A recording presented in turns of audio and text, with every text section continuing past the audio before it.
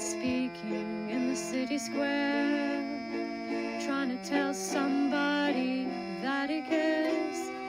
Can you blame the voice of youth for asking what is true? Yeah, the ones that you're calling wild are gonna be the leaders in a little while. When will the lonely voice of youth cry, what is true? This our world's waking to a newborn babe, and I solemnly swear it'll be their way. You better help that voice of youth find what is true. And the lonely voice of youth cries, what is true?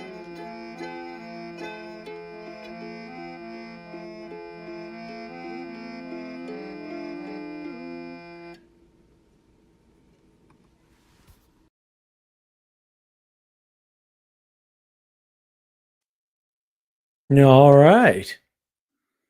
Here we are again. Welcome, welcome. It's good to see everybody.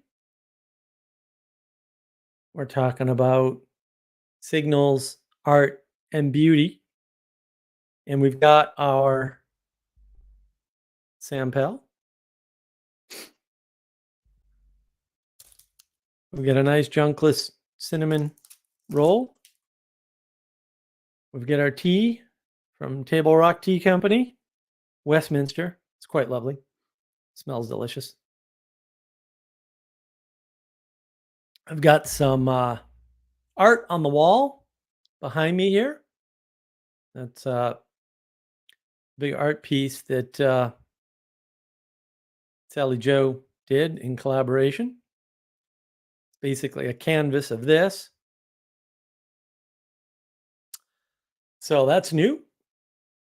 Thank you, Sally, for ordering that for me from the store. You have to get the store link in there at some point. I don't think I've put it in, but I will fix that.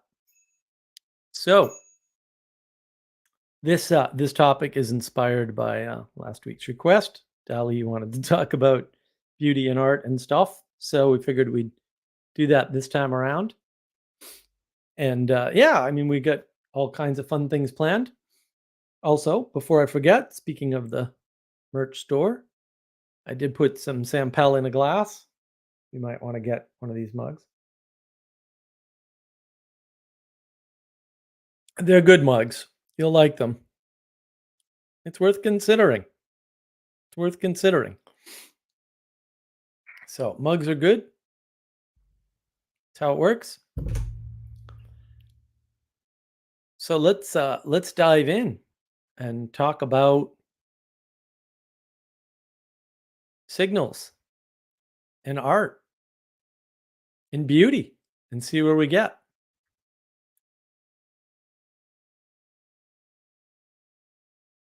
So I wanted to start with signals because I don't talk enough about signals. And it's sort of the foundation of everything, right? There are these signals, and most of them are outside of us, but they can come from within us. And when we receive these signals, right, whether they're from inside or outside, doesn't really matter. We put them in a formation, right? And we call that information. And you have to weed out the signal from the noise. It's all signals. Noise is something you can't form. That's a better way to think about it. Trust me. And then when things are formed, they can become intelligible to us, right? They might not be, like all information is not intelligible. Like, what does it mean that, so and so was taken by North Korea? That's a bunch of information, It's not intelligible information. First of all, you don't know who it is. You don't know what the circumstances are. This isn't, it's information, but it's not intelligible. There's nothing you can really do with that.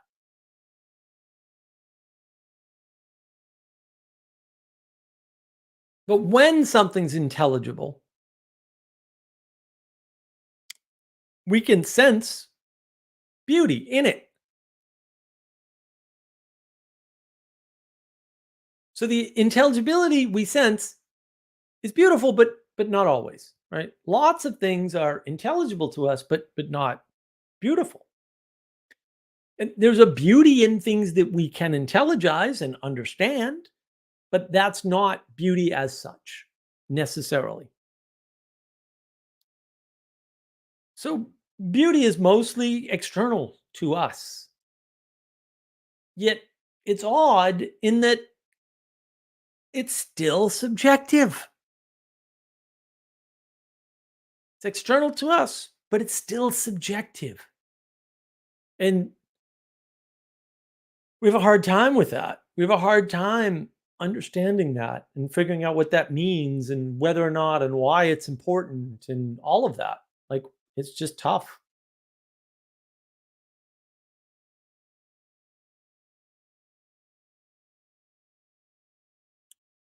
But let's kind of shelve that for the moment and keep it in the back of your head, this idea that beauty is external, but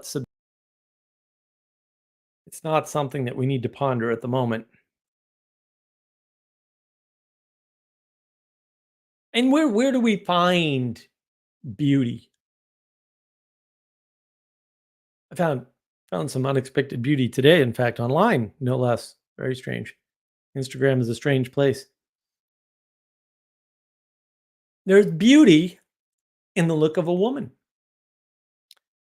in the opening of a flower, in the flash of the lightning, the smell of the grass, the smile of a stranger, the painting in your home, the breeze on your face, the rising of the sun, the spray of the ocean, the grit of the sand, the light of the moon, and the spectacle of the stars. There's beauty in all these things.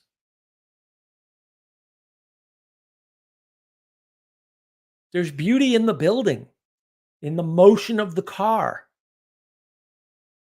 in the wonder of the airplane. Not to mention looking out the window if you have a window seat. The splendor of the military parade, the power of the atomic bomb. Such is the strange nature of beauty. And it's everywhere, and yet it's not in all things. It cannot, in fact, be properly spoken of. Language cannot express it, except indirectly. Beauty can only be hinted at through poetics, through the poetic way of informing the world.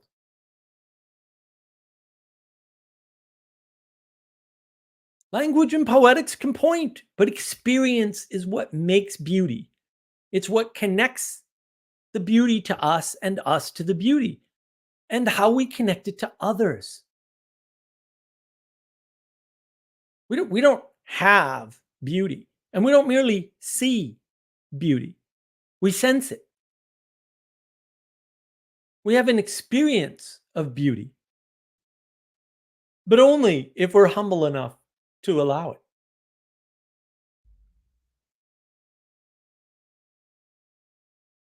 This is why some people don't like poetry. And it's not that they'll necessarily stay that way, but maybe they will. Maybe they'll die that way.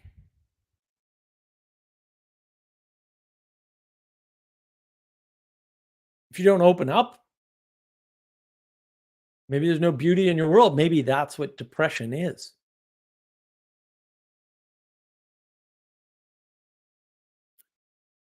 Our subjective expression to our common expression and back to our personal experience.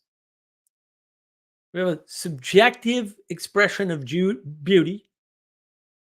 We have a common expression, but it has to link back to our personal experience. And this is heady stuff, to be sure, but deeply true. It's something you feel, you intuit beauty because it's part of your experience. It's not something you can validate or verify through common measurement with quantity, like how many people found that poem beautiful or that picture to be the best or that painting to be the most meaningful, the most beautiful.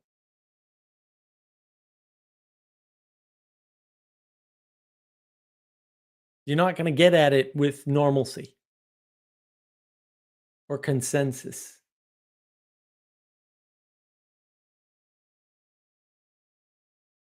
And beauty is one expression that we can sense once we re enchant the world for ourselves. But it is not how we re enchant the world. Eyes to see. That's what we need. All the beauty in the world, created, uncreated, human nature, will go unseen in the land of the blind. And even the one eyed man may not be able to save you in such a world.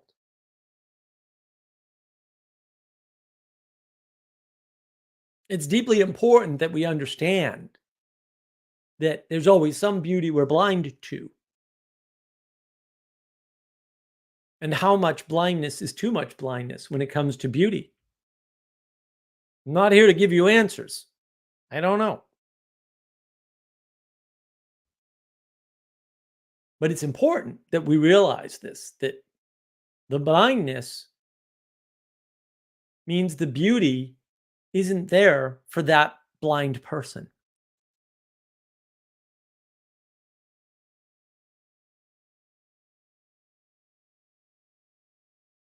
Beauty is not going to save the world. And we're not as attracted to beauty as we once were. This is true. And the thing that's taken its place is novelty. It's shiny. It's, oh, the here now, the flash across the screen, the notification on your phone, the enchantment with a few strung together words which keep you enthralled in something not quite beautiful enough to connect with, but intelligible enough to be attractive. But why are we having this problem with beauty? Because of the loss of the poetic way of informing the world. See my knowledge engine video. I'm not going to link it today, but it's there. Doesn't have enough views because it's not the most viewed video on my channel, which it should be. That's our best work by far. Slides. Who doesn't like slides? They're not beautiful. We do not have enough humility in our individualism, in our materialism, to recognize, recognize, cognition,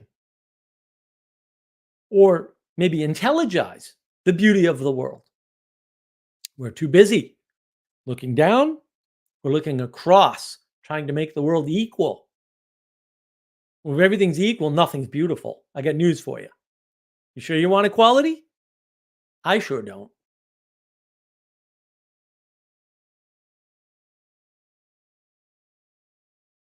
We're not acknowledging that there's something above us. higher than us, outside of us, beyond us that we can look up to. That's beauty. And that's why beauty won't save the world. And I'm sorry to say it, and I'm sad to have to say it, but it's true. You can ignore beauty just as you can ignore the simple reality you observe every day. And people do that all the time. You do that all the time. Just as you fail to see the miracles around you everywhere. You have to, well, I have to reference the Instagram again. Stop and smell the flowers. Quite an apropos post to see today, just before the stream. In fact, it's very strange. And I can tell you, and you know this, beauty attracts, but it also keeps us at bay.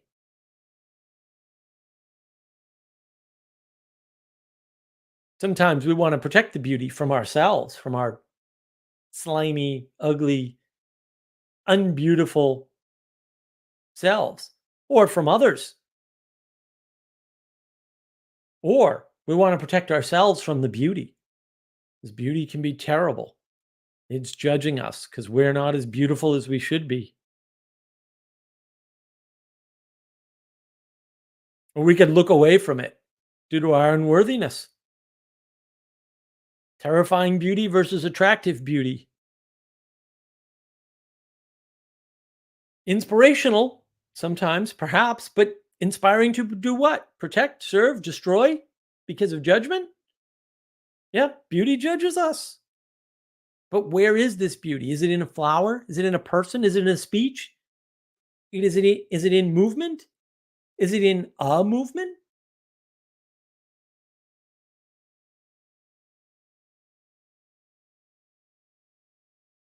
Is it in the feeling?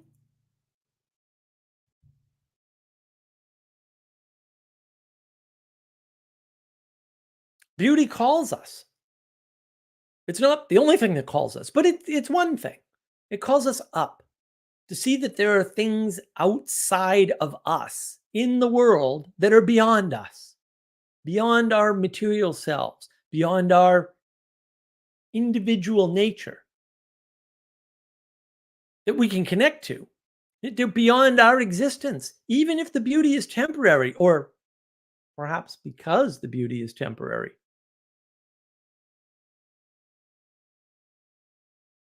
Beauty moves us, sometimes towards the good, sometimes towards the bad. It's not a solution. It's just an inevitable factor of being itself. There's beauty in the world. It's out there.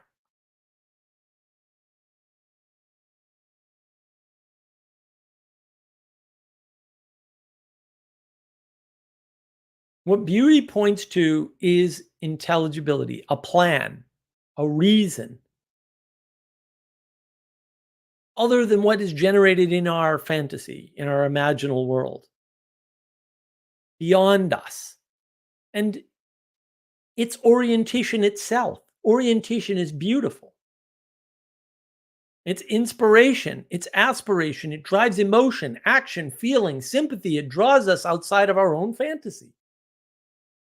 It carries us away from ourselves so that we're experiencing not just what's in our head.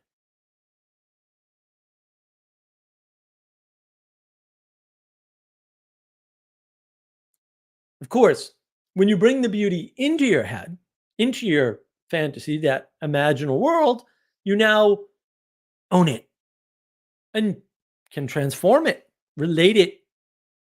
You can relate to it differently, and you can relate it to you differently. But is it still beauty, or has it been changed into something different? Once it's in your head, it's confined or constrained or unconstrained by the material, but constrained by your imagination, because your imagination is also not infinite. And that leads us into art. So, what then is art? Which very much begins in our imagination. But that was fed from our experience, from the beauty outside of us, from our interaction with the world.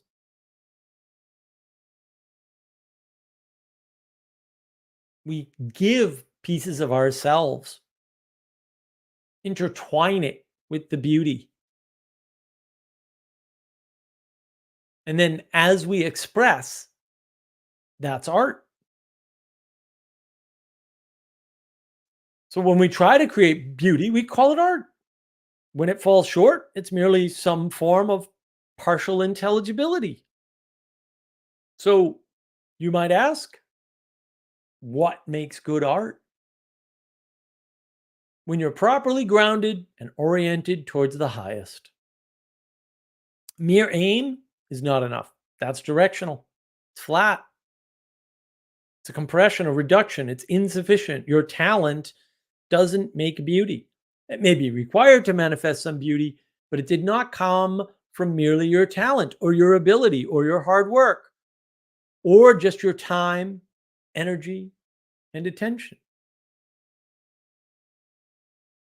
It's more than that. It's outside of you.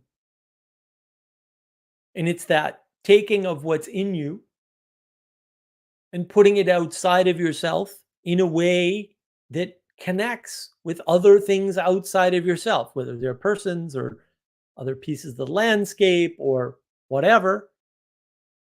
That's what makes good art. If you make a movie and nobody understands it, is it a good movie?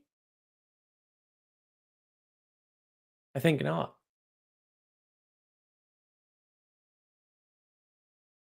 If you're the only person that gets it, and maybe that's necessary, like maybe you need that.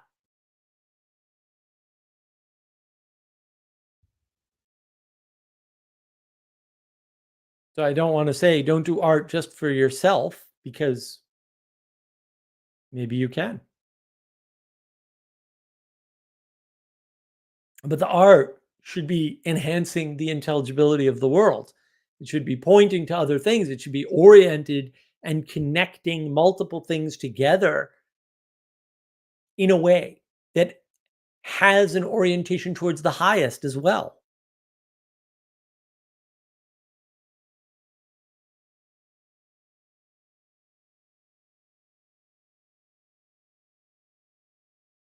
And it should bring you outside of yourself and raise you up, just as it should for the artist.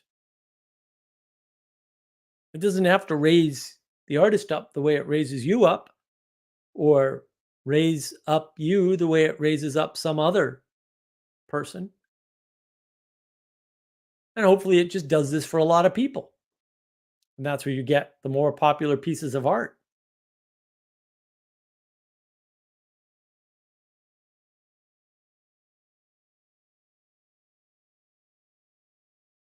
And you should be able to interface with art in a way that doesn't leave you interfacing with merely that art piece. There's no art for art's sake. That's insanity. That's madness. That's parasitic. By definition, not a fan. It should call you out of yourself and connect you to something. Hopefully, many somethings.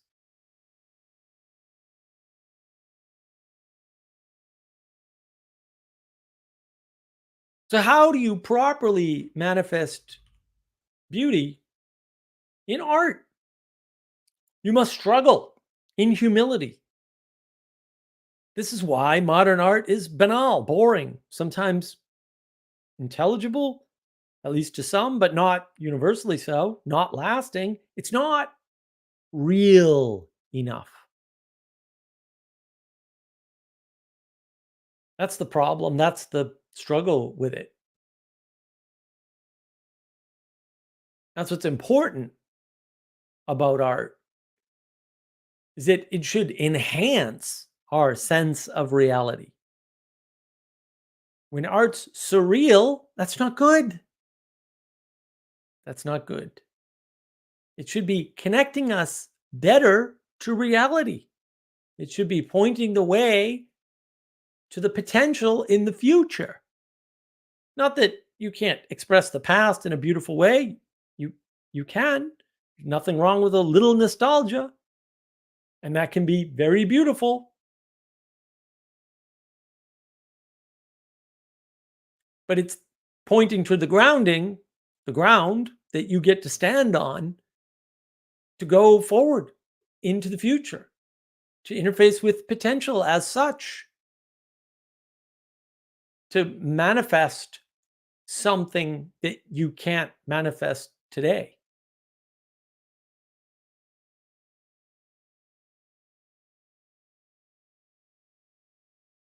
And properly integrated art that is orienting in the world, we'll say correctly, is calling you, it's signaling something higher and calling you towards that higher thing, calling you out of yourself, out of the world, into the future through potential in a way that allows you to grasp potential and do many different things with it.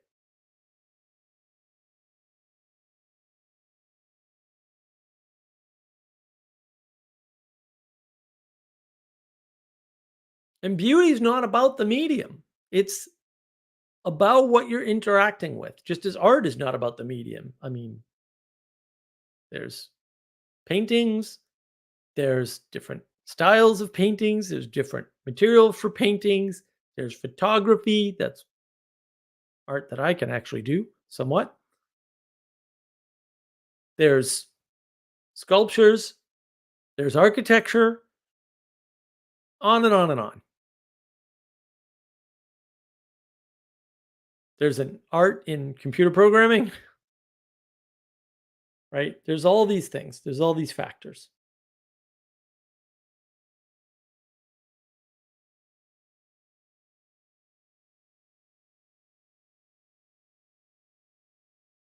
It's these signals that are able to combine in an informed way that intelligizes the world in a way that allows us an interaction,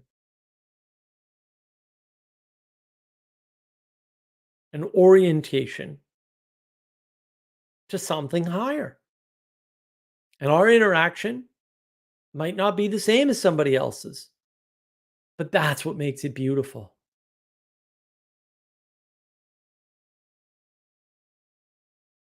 That's why beauty is subjective, art is subjective, and yet it's outside of ourselves. It's a very strange thing. So we're not all standing in the same place.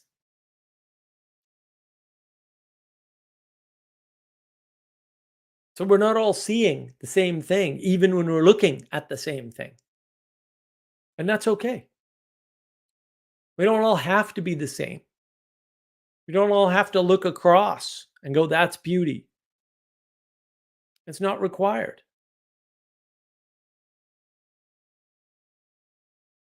We can interact in the world from different places and come to different conclusions and still be moving towards the same ultimate, higher thing.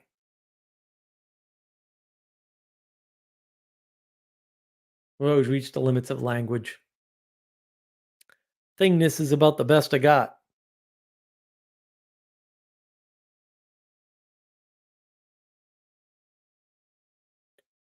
And to Anselman's point, yeah, beauty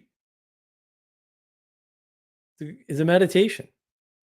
It's an invitation, as I said earlier, to stop and smell the flowers.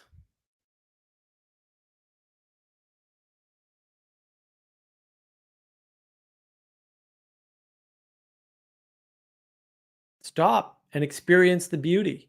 Don't keep running past. Don't get distracted by the wars the Twitter alert, the wondering, what does all this mean for me that's going across half the world? It doesn't mean you shouldn't stop and smell the flowers, but if you keep thinking about it, you will. And the next thing you know, you won't be able to understand poetry anymore. You won't see any beauty and you'll get depressed. And you'll reciprocally narrow in your depression on who knows what. Not recommended. Art can only carry you so far.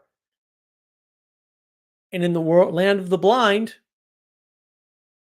it's not going to do any good at all.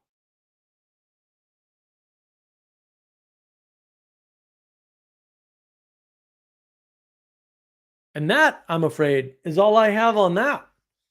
But this is an interactive show, so I'm just gonna invite you all on in case anybody wishes to come in and discuss this further, because can only do so much.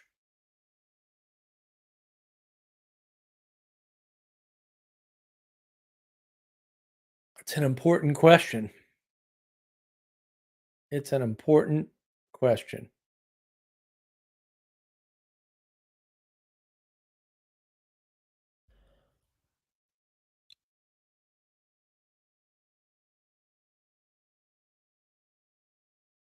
Pin the link on my channel where I can. I'm going to go through some comments here.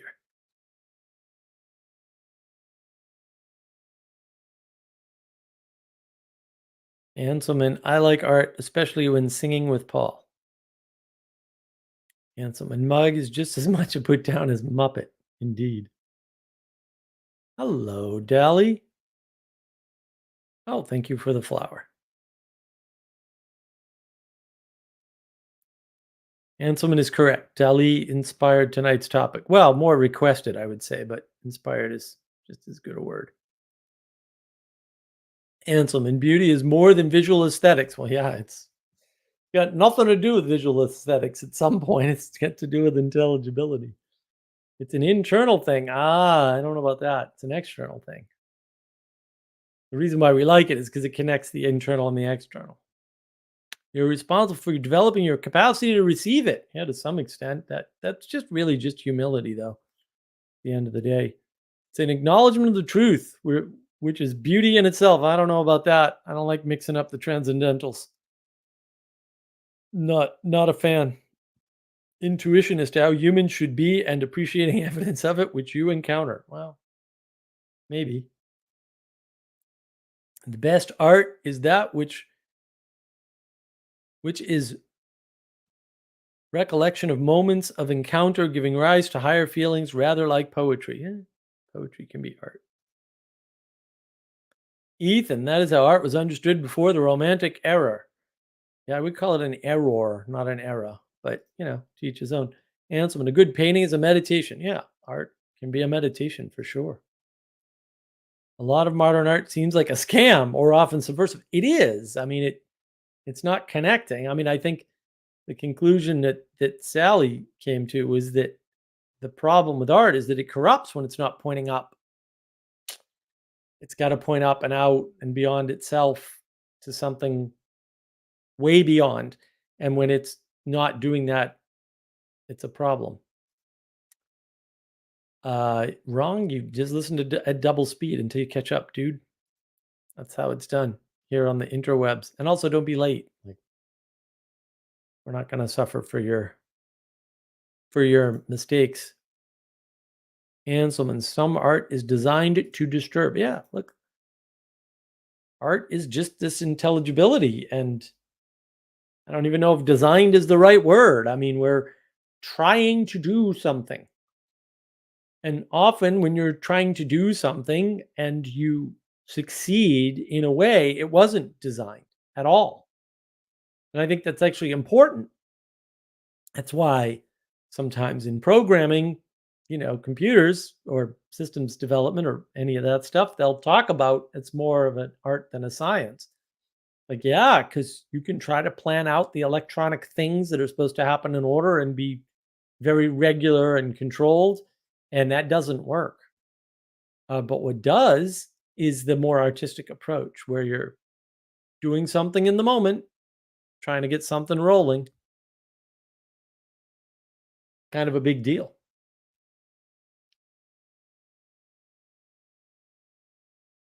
I think that's why some art is not beautiful because it's not able to point up and out. It's pointing across. Or worse yet, it's pointing down at the artist. I mean, that's why I think you get the disturbing art, right? It's pointing down. And, you know, like I like a good Hieronymus Bosch as much as the next guy, but also, too much of that, not so great. Not so great. I think that's where you have to be careful because what you pay attention to matters. And so the art you're engaging with kind of makes a difference. It makes a big difference. It's really important.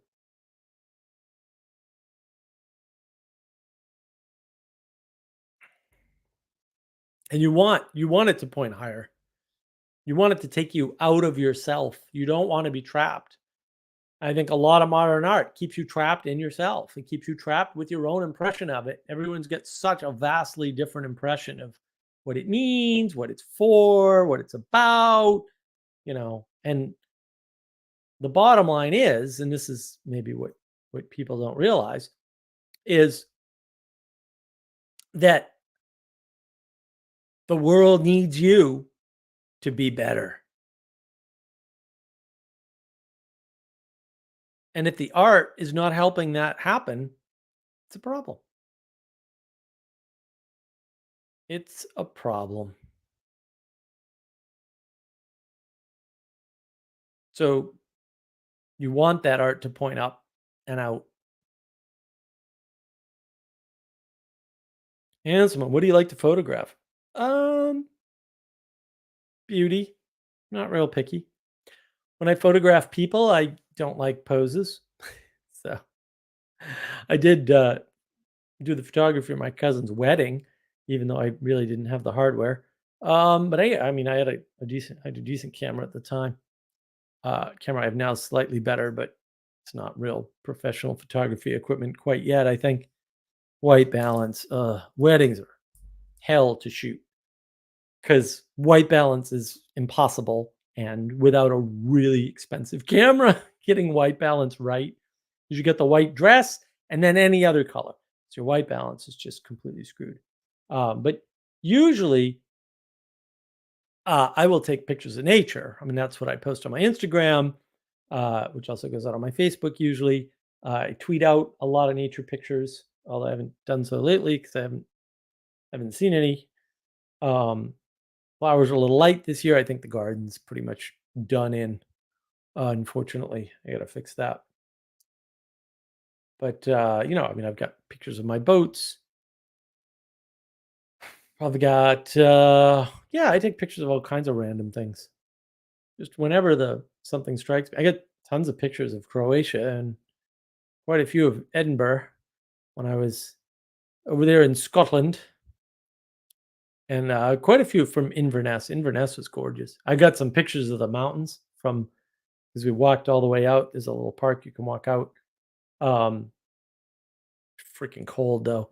To the inlet, to the North Atlantic and all that crazy stuff. And the clouds parted for like 10 whole minutes. And I got a picture of Snow-Capped Mountain in Scotland. I was like, wow, that was a gift. Um, I got a few of the rainbows and the snow peaks on the travels to and from Edinburgh to Inverness. That was nice.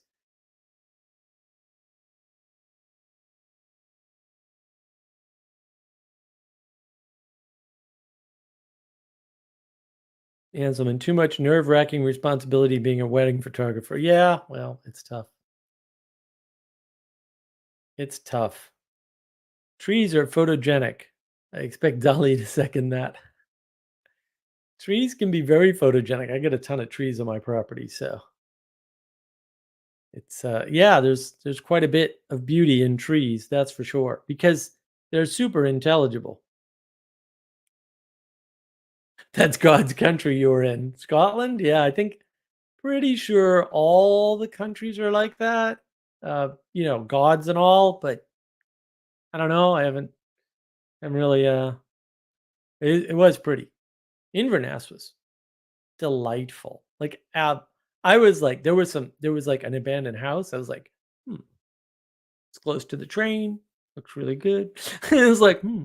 Well, back then I had some possibility of being able to buy whatever I wanted, but no, that all vanished. But partly because the relationship didn't work out, and that is just yeah, devastating. Devastating. Nathaniel, I think intake in general can be a good thing. I've been consuming less this week and feel more connected to what I have paid attention to. Yeah. And art is like this for me as well. Yeah. Well, limiting intake is definitely a good thing, right? Because you can overload yourself on anything. Um, when I lived in Boston, so Boston's got a zillion museums. They're just absolutely everywhere. And arboretums and state parks and just it's just New England is amazing for that. Um, or other good reasons not to be there anymore. Um, but yeah, like if you want day trips and stuff, New England is I don't I've heard tell from people who know better than I do, you can't beat it in the world. It's that good. There's just stuff everywhere. As long as you have a car, there's stuff everywhere in New England to do. But look, you can only go to the Museum of Fine Arts so many times before it's like, meh. I mean, that's why they rotate museum exhibits. And I mean, we've had season passes to the museum, and you just can't go much more than 3 times a year, maybe 4. Even the Museum of Science, I mean, same deal. And it's nice to be a patron of the arts, and there's cool things you can do when you sign up, when you're a member and all that nonsense. They do concerts, do all kinds of I mean, if you're gonna be doing concerts, do it at the Isabel Stewart Gardner Museum, which is right across the street, by the way. It's a much better museum than the Museum of Fine Arts, much better. That is the most beautiful museum. Oh my goodness. Very eclectic collection. Yeah, just pillaging Europe was fantastic. Um, Beautiful house. It's a house. It's a woman's house. Quite nice. Literally across the street from Museum of Fine Arts. The only good thing about the Museum of Fine Arts is cuneiform and Egyptian stuff. That's about it. And then here in South Carolina, they have a Botticelli, and like the only one of its kind outside of Italy. It was like it's amazing. It's quite beautiful. And then they've got a bunch of other stuff. And some of it's quite nice, but most of it is they call it art, and I would not. But that's just me. Yeah, I mean you can't overload on anything, right? Like if you're just stuck in beauty all the time, things become less beautiful. And you can get used to anything, unfortunately, good or bad. I think that's part of the problem. When you see beauty in the lower things all the time, in all lower things, now there's nothing bad anymore in the world, and there's no more evil, and then you're surprised when there's fighting in the Middle East, even though there was always fighting in the Middle East. Always. Not new. And then you look for the beauty, right? You're still sort of hunting for it with all the bad stuff, all the war, all the destruction, all the distraction. You're, you know, we're still looking for the beauty, right? And when we look to art for the beauty, what if we don't find it? Then what? It's a worthy question.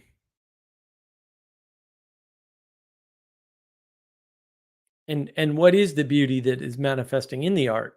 Like what is it connecting you with? What is the experience? How is it drawing you out of yourself? That's the question. I mean, this is the conundrum of modern art for me is, so in Edinburgh they've got bronze statues just thrown in the river, and yeah, I'm not impressed at all. Like, okay, what does that represent? And then of course people, you know, improve them. I would call it vandalism, but apparently everyone's okay with the vandalism by putting, silly clothing on them and stuff. And I'm like, I don't know. I don't know. I took a statue and put it somewhere inappropriate and now it's art. I don't know. Is it? I'm not convinced. I'm just not convinced. It's interesting. It's maybe novel. Is it art? Is it beautiful? It wasn't beautiful to me. The experience didn't connect me to anything. I think that's part of the issue, right? Not like this. This connects the world to the world and it tells you everything. We worked on that for a long time. And every time I look at it, I go, why did this take so long? I have no idea why it took Sally so long. Oh, goodness. Right. The woman points up at the beauty, the man points down at the utility. It's raising her up. And he's pointing to his hard work, like his effort. And she's pointing to his potential. And neither can fully see what the other's pointing at. They just see the pointing.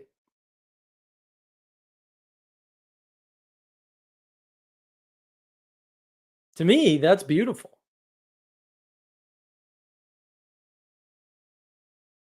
Because of what it represents, because of the symbolism involved.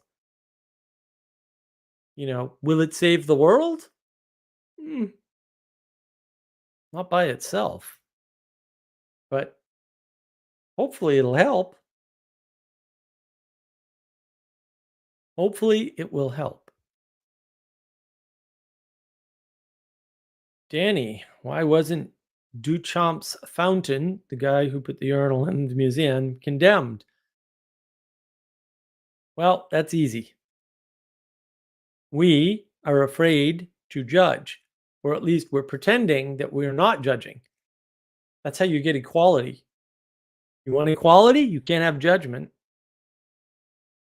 What good would judgment do you in an equal world? It would, yeah, the concept of judgment wouldn't exist in a world of equals. So yeah, when you're telling yourself you're not judging or you don't have to judge or judgment's optional or whatever nonsense you're telling yourself in your head, we've been over that before in a previous live stream, right? We have one on judgment. There's no judgment. You can't condemn things. You can't condemn if you can't judge. But also you remove beauty from the world because you can't say that's beautiful. And so in that way, in my mind, modern art just destroys the world because anybody can put up a blank canvas and call it polar bear in a snowstorm and say I'm an artist. It's like, really? And they do. Like, this isn't hypothetical.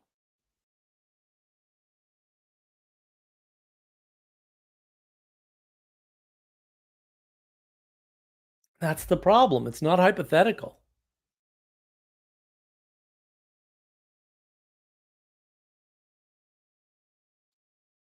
Nathaniel, moral relativism terrifies me. Yeah, well, that's what you end up with when you convince yourself you're not judging. Oh, well, finally, the art expert himself is here. Welcome, Jesse. Good to see you. How was your sojourn, sir, through the country? Sojourn was fantastic.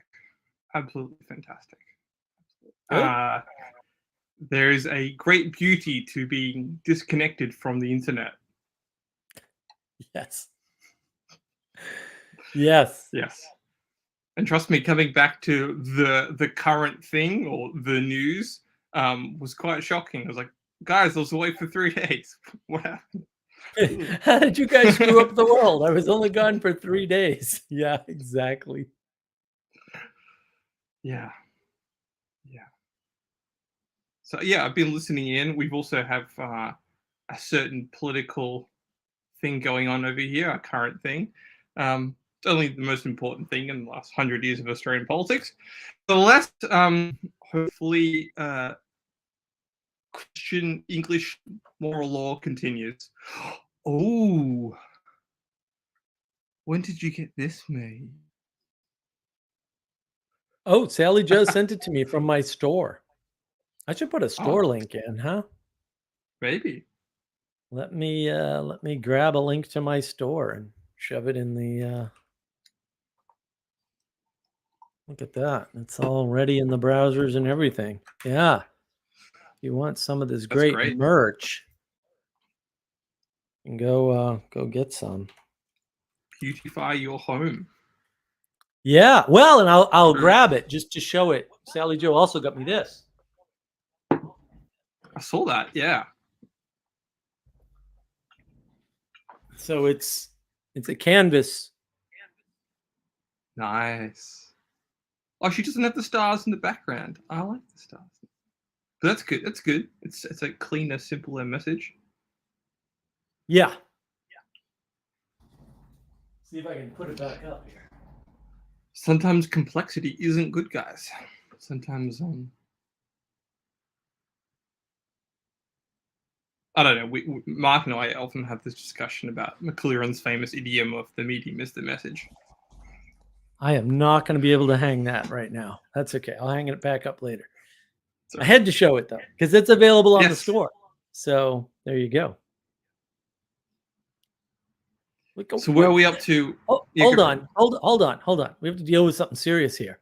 Oh, Hey, Father Eric, I have more mugs and t-shirts than I really need. All right. We don't need your heresy here, sir. We don't need your heresy here. How dare you? You do not have enough. Actually, interestingly, just before I came on, someone on Twitter, I had posted one of the stickers, the men are not large women, women are not tiny men. And they said, I'm definitely going to buy these. And I'm like, that's fantastic. Please do. So yeah, we got lots of cool stuff on there. Almost all of it is, in fact, probably all of it is artwork done by Sally in one way or another. So yeah.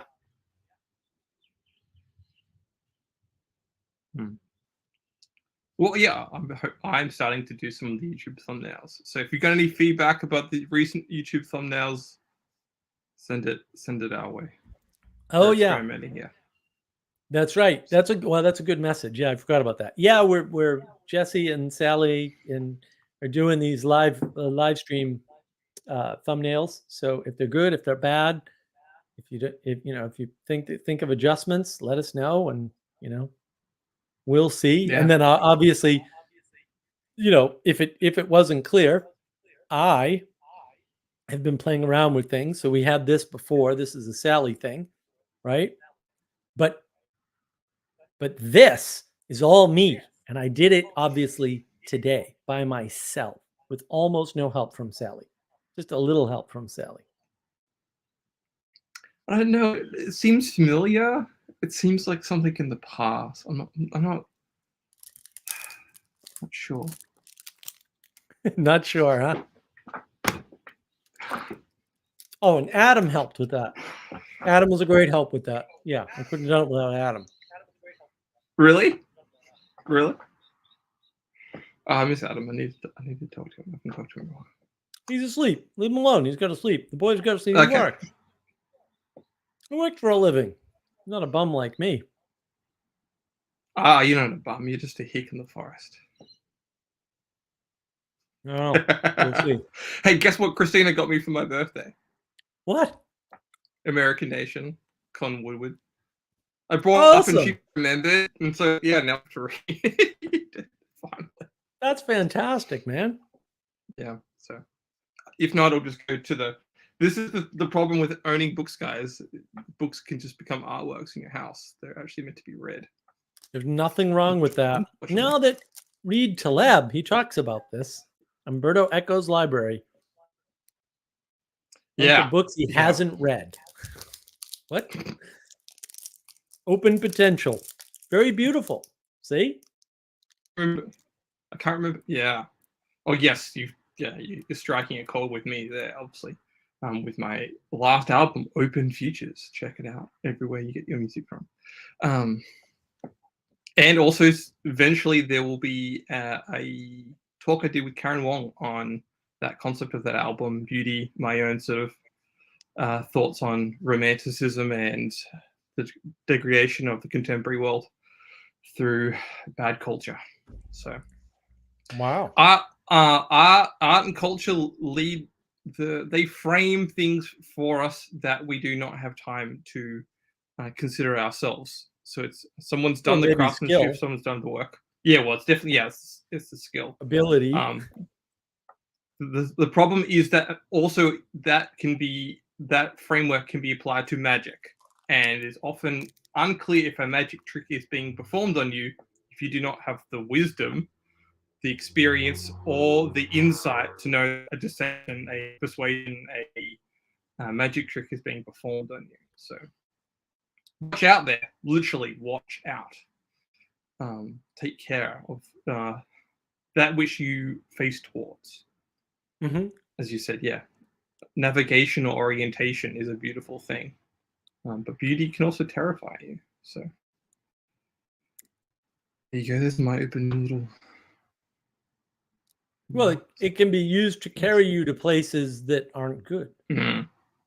I think beauty and goodness are not the same thing. Truth and goodness are not the same thing. Truth and beauty are not the same. They're not. They're differentiated with different words for a reason, and that reason is really important. And you shouldn't compress them together, even though it's hard. And I think the problem is that we need the art to frame, so we need the artists. And as long as they're not corrupt, that's fine. But when they are, that's a problem. Who's the I can't remember the name now. Not that I was ever an expert at this. The artist that did the French Revolution there. Oh yes, he's fourth wave romanticist. Start with I can see it on the.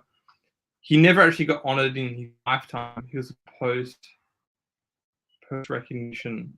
You're talking about the Viva la Vida, the Lady of Liberty, right? Yeah, I think that's the guy. Yeah. I just don't. Yeah. I didn't know anything about him. Somebody on Discord years ago I should know this. He's in England somewhere. He's semi-famous, I guess, too. He ended up being on Clubhouse too, so I talked to him there. He's the one who told me about him, and I was like, "What?" And I guess he was doing art for the the noble class about them getting beheaded, basically, and then that's what sparked it all off, and it was like wild. Eugene Darolix, if I could, not good at French. That's the liberty leading the people. Same thing happened with Goya, though. Goya was an artist, or established artist, in the old sense of what established means. Yes, and then through the invasion of Napoleon and the French and the reconquering of Spain, Goya starts to make critical art of the establishment, so much so that it becomes a version of the French Revolution in Spain, the Civil War. That's kind of the birth of the modern world there. Some esoteric. Well, Adam and I have the birth of the modern world. The Civil War, yeah. We have it at Napoleon English himself. Revolution. Oh, right. Well, yeah, crowning. No, the seeds are the English Revolution. I mean, that's the destruction of the old world. Like people mix up the destruction with the birth. It's like no. There's a destruction, and then there's a gap, and then something comes out of that. Emergence is not good. In the case of the French Revolution, I hope we can agree. Nathaniel, yes. Is it not more important to have the right view when engaging with the world? Well, yeah, but you can't do that by yourself, dude. Stop being individualistic. Thinking of how cults attempt to thwart people from reading, quote, outsider material. Okay, the problem is all religions do that too, and they have to, and it's a good thing. You're not solving the problem. You're not stating anything, right? You Because could say that with yeah. filters are important, and you need filters. The world's way too big, and that's the problem. Nathaniel, quote, be careful, little ears, what you hear, was a song from a very bad church I went to as a kid. Well, I don't know. I mean, it's true. And look, I hate to bring this up because I feel like it's really painful to me. It's in here, guys. No, really, this problem's been dealt with. Like, I don't know what to tell you. The problem of forbidden knowledge is one of the driving factors in Plato's Republic. Like, it's actually in the beginning of the book as the problem that you have to solve. Like, and it's a multi-dimensional problem across time, because what's forbidden to a 2-year-old or a 3-year-old or 4-year-old is not forbidden to an 18-year-old. And what's forbidden to an 18-year-old is not forbidden to a 30-year-old, etc. Like, this is a big problem. It's a big problem. And that's the issue. Like, you can't, and you might say, oh, that's nonsense. Yeah, well, where does kids should be able to choose their own gender come from exactly? Feminicism. The idea of gender is forbidden knowledge to children, period. Yeah. At least in the way that they're using it. I don't, like, you're surprised by this outcome? Why? You practically invited it. You guaranteed it would happen. Right? You don't give a 2-year-old an Uzi. Like, what? Why is this so difficult to understand? And you're 2 years old about something, maybe about most things, no matter how old you are. And people make this argument all the time. Like, maybe no one should be exposed to meditative practices. Maybe. I'm not even a no on that. I mean, I don't know. Because maybe allowing too many people access to it makes you narcissistic, individualistic, and blows up the world because everything turns into chaos. Maybe. I don't know.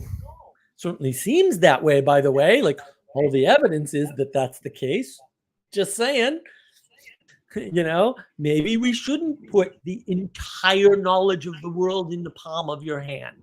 Because maybe the only time you'll actually use it is for confirmation bias. Maybe. I don't know. That's what's happening now, though, on balance. So I don't know. It certainly seems like constraints are important, and somebody smarter than me or you should decide them. I don't know. You have to wonder too if people are more informed or less informed than they were when they had before they had a smartphone. I often have to take trains everywhere in Sydney these days now, and the amount of people that are looking at a phone and not enjoying the beauty of the train ride, the beauty of the space, the beauty of the people they're surrounded in. They're just distracted with what's happening in this digital world, what's happening out there, or FOMO. It's or what's the current thing, or there's distraction from the real, which leads to a thing that Mark always liked to saying is that being, they're not in being, they're somewhere else. They're either looking in the past or looking to a fantasy. They're not there in that. They're not in the potential that is which before them. So they're not present. And the present is the best way to get into a contemplative state, is actually to realize that the moment that you have now and the beauty is happening before you. Anselman, you have to be careful what you take in, what your eyes and ears give attention to. Right. Your attention is something you can manage and control pretty well. Not perfectly, but pretty well. And it matters a lot. That's the sin of attention, of acedia, of slovenliness, right? You're not paying attention to the right things. You have to shun some things because of their bad effects. You have to shun some things because you can't take in everything. Like, you just have to say, this is good and this is good, and I can't take them both So one of the goods has to go. Like you have to do that. Forget about all the bad things. That's an easy problem. The hard problem is deciding between the good things, realizing you can't take in all the good things. Nathaniel, right view. That's why I put it that way. You're stating that as though it's a judgment that you can make, and you can't. Kids usually don't have right view. I disagree. Kids usually have right view about a bunch of things. Like if a child doesn't like somebody, they're usually right about that. How mysterious is that? 3 and 4-year-olds know bad people way quicker and better than we do as adults, like way quicker on average. Like it's not even close. It's not even close. So I don't know about this right view thing. Right by what standard? Like this is the problem of standards. And like you were saying, Jesse, like we can get caught up. So when I was in Croatia, we were out watching the sunset from this particular, we found a point. I was like, oh, we need to be there. Right. This is why I'm decent at photography, because I can just look at the landscape and go, we're going to want to be over there for the sunset, and things like that. I can't tell you how I do this. It just kind of happens. I'm very grateful that I have the skill, seem to have been born with it. So we took the car through weird places. We're on this island, right? We're on the largest island in the Adriatic Sea, I believe, outside of Split. And we take the car, we get there, we had to park somewhere and then walk. We get out there and I got this and I got the big camera and I'm, because I'm thinking about how beautiful these pictures are going to look. Right. And the woman I was with puts her hand on me and says, like, stop taking pictures. And I was like, oh, right. Like, what the hell am I doing? Like, freak. Like, you muppet? Why are you muppeting? Stop muppeting.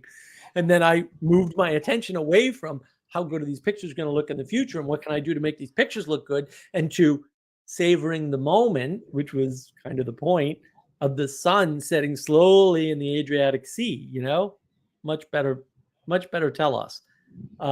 Yeah, it was quite an experience, and there wasn't much wind, but there was a slight breeze. And in back of us, there were these pine trees, and you could just smell the pine trees and the ocean. And and there's some wave action, so you can hear the waves and the sun's going down slowly. It was a beautiful, clear day. And oh yeah, it was. Welcome to a guided meditation from Mark. You should make that.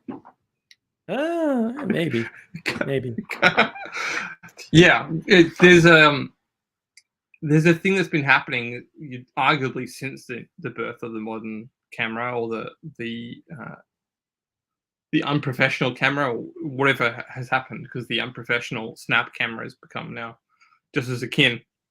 Yes, muppeting going on, but people are now taking photos to believe that they exist, or to have proof of their existence, or that their whatever they're doing in their lives has some form of meaning or value, rather than presuming that.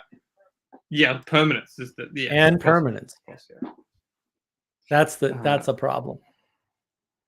So, yes, you can participate in the crafting of a photography, but yeah, if you're living your life through taking the picture rather than the participation of the moment, then yeah, you're constantly going to be distracted. I'm reminded of we been about 2 months ago, we went to an art gallery, and there was this one gentleman walking around, and he would take photos of almost every picture, but he was constantly looking through the viewfinder at the image on the wall rather than the image on the wall. And he would take 3 or 4 shots of each one, look at it, and then go again. So he was never actually looking at the thing itself, because everything was through the digital lens, you could say. Yeah, that was terrifying. Absolutely terrifying. Anselman, disinformation is rampant. Yeah, I don't think there's any such thing, actually. To excite the reactions and to manipulate people. This rationality is not there. We're not in the rational world. We're in the chaotic world. It's mostly chaos. There's too much information. And so the fact that somebody's lying about beheaded babies and the fact that there are beheaded babies, neither is disinformation. They're both true at the same time. That's the annoying part. The question is, which one do you pay attention to and why? It's not deliberate. Yeah. It's a function of the flood. We're in the flood of information. Nathaniel, I'm not paying attention to grammar when I type. Well, that's okay. Yeah. You don't have to. Nathaniel, you have a point of view. You need to recognize that you have a point of view. You cannot not have a point of view. It's called your experience. It's right view is a the Buddhist fact that term. we could. Hold on. No. Hold on. Okay. Right view is a Western Buddhist term. Right view is not an Eastern Buddhist term. I'm sorry. It just isn't. I know you've been lied to about this, but you've been lied to. And none of these people have apparently ever talked to anybody who's first or one generation removed from Buddhism in the East. I have. It's weird that they all said the same thing. Like, nah, this Western Buddhism garbage is wrong. It's not how the Buddhists think of it in there. Maybe a correct perspective. There's no correct perspective with relation to what? You can't do this relativism. Like, it doesn't work. Relative to what? What are you measuring against? How are you determining this? What is the participation? Right? Because that's how you determine things. It's how you determine beauty. If you go to a museum and you see like these colored cubes all stacked on top of one another, and you get moved by it, because you will. I mean, I'd be moved to barf, but like, whatever, dude. Like, your movement is your movement. What happened? Was that right participation or wrong? Like, that's the thing. You're not going to tell me that it's universal. Anselman recommends Kim Grant's YouTube channel for landscape, sunrise, sunset, nature photography in north of Scotland. Oh. Look, man, I didn't get that far up, but north of Scotland looks pretty freaking gorgeous. I'm just saying. Homeland for me. Chris is always remarking, it's a rainy, miserable day. Why are you happy? I'm like, can't explain it. It's just there. Wow. Well, you should be happy. You should be happy for the rain, especially in Australia. Yeah. Anselman, is there some quaint Sanskrit word that translates to right view? Yeah, there is. There's Sanskrit translates to all kinds of things. Sanskrit is worse than ancient Greek. Okay. You know, ancient Greek, they've got like one word and it's got like 12 meanings because it depends almost entirely on context. Sanskrit is identical to that. And so when you're looking at Sanskrit translations, and I suggest you do, grab 4 or 5. You can do this this works real well with Chinese too, right? So one of the things we did that was very interesting, it was totally by accident. Somebody wanted to give us wanted to do a lesson in Ecclesiastes for us, right? Peter's awesome. I wish Peter were back, but he's taking care of a new baby. Maybe. Yeah. But at the same time, we were doing a book club on the Tao Te Ching, and we found a website that has 10 translations. 10. Okay. You know what? They aren't similar. And so you could pull up 5 at a time, but of course you use 2 browser windows, you can pull up all 10. I couldn't deal with 10. I only pulled up 5 at a time. I picked the ones that I wanted. And like, some of them are whimsical, some of them are more Christian. It's very funny. When you read those 2 together, you realize a few things. One is a lot of the stuff in the Tao Te Ching is in Ecclesiastes, like line for or word for word in some cases, like for real, like, you know, whatever. That's why when people say, well, we need to combine East and West, I'm like, you're an idiot. There's no difference already. And if you see one, you're stupid. I'm sorry. I can't deal with it anymore. I can't go into this long philosophical proof about why they're the same. They just are. And if you were reading them, you'd realize that. So I think if you think they're different, you're not reading them. That's the only conclusion I can come to. You're reading comprehension. And look, maybe you can't comprehend that they're the same. Fair enough. People are dumb. Why? Muppets. It's okay though. Like, you don't have to solve that problem. It's almost like people traveled, exchanged information and goods, read each other's stuff. Like that happens now. Like, Look at maybe this it guy. happened in the past. I have not read the Bible. I don't have to. That's the thing. Like, you people in your propositional knowledge. This Like, meme what are is you, a great. Protestant This meme dude? is great. Come on. Who needs the Bible? Like, get real. I think you don't need that in Nathaniel the was trying to script. refer to. He was trying to refer maybe to Buddhism's Eightfold Path, which is, has right view, as know the truth, Oh, or God. that sort of insight. Like, don't get me pronounced Sanskrit. But, the problem is, right view is also meant to be mixed in within right resolve, and I think what you emphasize is important. I would emphasize right resolve. I think how we know beauty in Hold art on. doesn't Hold have a on. right resolve. Hold on. We've invoked Wolfgang Smith. Wolfgang Oh, Smith gosh. is reinventing the wheel and just coming back to Christianity because he's a Catholic now. I don't know what to tell you. Okay. Like, he's trying to redeem physics by using Catholicism. That's all he's doing. He Good can luck. challenge everything I said. I can prove him wrong on all of it. If you'd like, put us in touch. I've already watched a bunch of his stuff. The thing is, he's not wrong with anything he's saying. It's just that he hasn't taken it to its conclusion, which is exactly what I said. And that's the problem. You're looking at people who are halfway down a path, and I'm not halfway down that path, or I wouldn't be here. I lived in a car in the winter in New England. Okay. The only way you survive that is by figuring it the hell out. Okay. Period. End of statement. Otherwise, you're dead. It's not that hard. It's not, and it doesn't have to be. You don't need these complicated, like, well, really, it's the vibration of the particles with the energy physics. It's all bullshit. It's unnecessary. The ancient Greeks didn't have it. They all survived, and we are proof. I don't understand what the difficulty is. You don't need any of this crazy new information in science. It's not required for life. It's not required for happiness or thriving or flourishing or contentedness, which is way more important and way more common. You just don't need any of it. You need zero of it. Actual zero. For real zero. Like, none. People who can't speak can still have full, rich lives. I don't get it. Like, why are we all obsessed with this? This is the age of gnosis garbage that I've been tweeting about. If you haven't checked out my Twitter, you should. I've got 643 or something subscribers today, and that's going up at a ridiculous rate for some reason, which I'm very grateful for. Substack coming soon, although I haven't had any time to work on it. I think here we go, Father Eric. It is required for science grants. Yeah, science is feeding itself. And I said this on Vanderklay more than once, I think, but at least once. I said, if science wants to have a war with religion, then let's do that and get it over with. My bet's on religion, by the way. Let's just shoot the scientists and move on. It will be fine. It was fine before science. It will be fine after science. I promise you.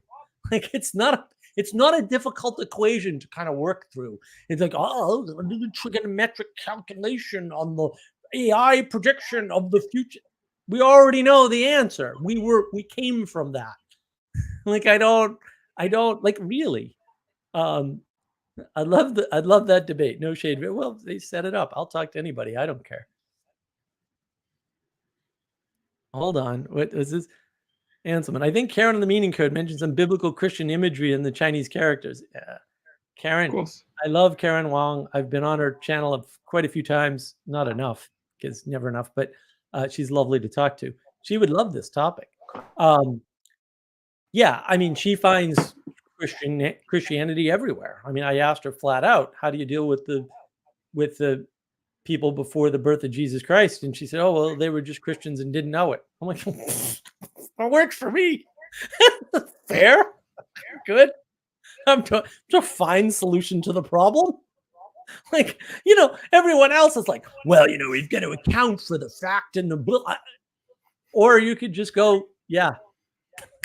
It's not, it doesn't have to be hard. You're just making things hard that aren't hard. That it's like beauty and art. It's like, let's ponder what beauty is. First, we'll calculate symmetry. And then we'll calculate the offset of symmetry. And oh no, if things are perfectly symmetrical, then all of a sudden the amount of people that find them beautiful goes down. And so we lose consensus. So then it's less beautiful symmetry. But now we find the relationship between asymmetry and bullshit. Just go look at the damn painting and tell me if you like it. I mean, come on, guys. Like, what are you doing? Why are you getting all cray-cray with this? It's not hard. It doesn't have to be difficult. I once went to wait, Father Eric is going down the Peterson route. Don't shoot the plumbers, though. They save lives. Yes, plumbers save more lives than doctors. That's the thing, right? And yeah, Father Eric, your God's grace can go backwards in time. Exactly. Problem solved. Or more appropriately, problem never existed. Oh, look, if you never manifest the problem, you never have to solve the problem. Now you can't be the hero, granted, but also, oh, well, you'll get over it or not. I don't care. It doesn't matter. Sorry, Jesse. Sorry to interrupt. Go ahead. Oh, there's a bunch of things. Things were, the thing, if you do believe in God or you do believe in a higher power, however you will, I'm pretty sure he was doing his thing before the book was printed and formalized, and it's called natural theology. I'm pretty sure all people groups in time have a version of that. So there's that. I also once went to a lecture on beauty, and accidentally my friend Dave and I, we didn't know which way the speaker leant, but she was reducing the biblical version of the tree of life in the garden to a mathematical justice, and saying that we find that the tree in the garden was beautiful because it was mathematically pure or something like that. And we wanted to absolutely become the peanut gallery in that talk, and just tear up. In hindsight, we should have. We were far too accommodating, but everyone just stood there and nod along because fancy words from a fancy person that we paid to hear to, rather than going, no, this is going to lead our entire generation into more darkness, because Right. you can't always measure that which is unmeasurable. Right. Right. Or people find that music to be the highest art form is because it's the most sensitive. Music can wraps you up in the moment more than any other art. It's the one that you participate in more. It's a full body experience. But that's just right. That's just my thoughts. I also think why. Okay. Incarnation as creation. Ooh, I don't like that. Also, things are hard. No, they're not. They're actually easy. Or rather, they are complex. No, the world is complex. Things are not complex. And I find that not to be a problem that needs reducing. Yeah, well, it's not a problem. I don't like incarnation as creation. The fact that I like creation as creation, and everything else is manifestation. The fact that we can observe disorder means that there is order. You can't get around that. Right.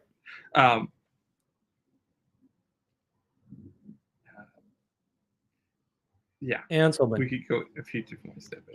Eric, I assume he means Father Eric, will confirm Virgil was a guide to Dante. Yep. Anselman is not into the time travel idea. Well, you don't need it. And he says, yes, God was active in guiding people before Christ. Imagine that. The Creator was guiding people before. Inconceivable, I say. In a Princess Bride sort of way, of course. Yeah. It just baffles me the way that people create, or to your point, they reduce everything to math. And it's like, we know mathematically that math doesn't function. Like, we know this. Gödel proved it, right? Yeah, complete theory. Or you can, it's not turtles all the way down. It's Gödel's all the way down, right? Gödel's incompleteness theorem is the proof that math has problems. That's what it is. Math has limitations and constraints, and it doesn't describe the world, and is it useful? Abso-freaking-lutely. Lots of things are useful, though. Your intuition's useful, and no one intuition all day long. No, of course not. But The we mathematical thing is intuit beauty. the very reason why we're here right now. The very reason why Mark and I can talk is because someone did the math to work out all the parts, to get the internet working, to get the cameras working, to get the lights and it's Oh yeah, very we useful could technology. But talk about the all the problem is math that goes into no, really, I the can thing is actually tell you you're not all the math that goes into this whole thing. It would take a very long time because you have no idea how many pieces of math go in. Because almost nobody knows this. In your computer, in the memory, there are circuits to account for cosmic rays because cosmic rays happen often enough that they actually affect your computer all the time.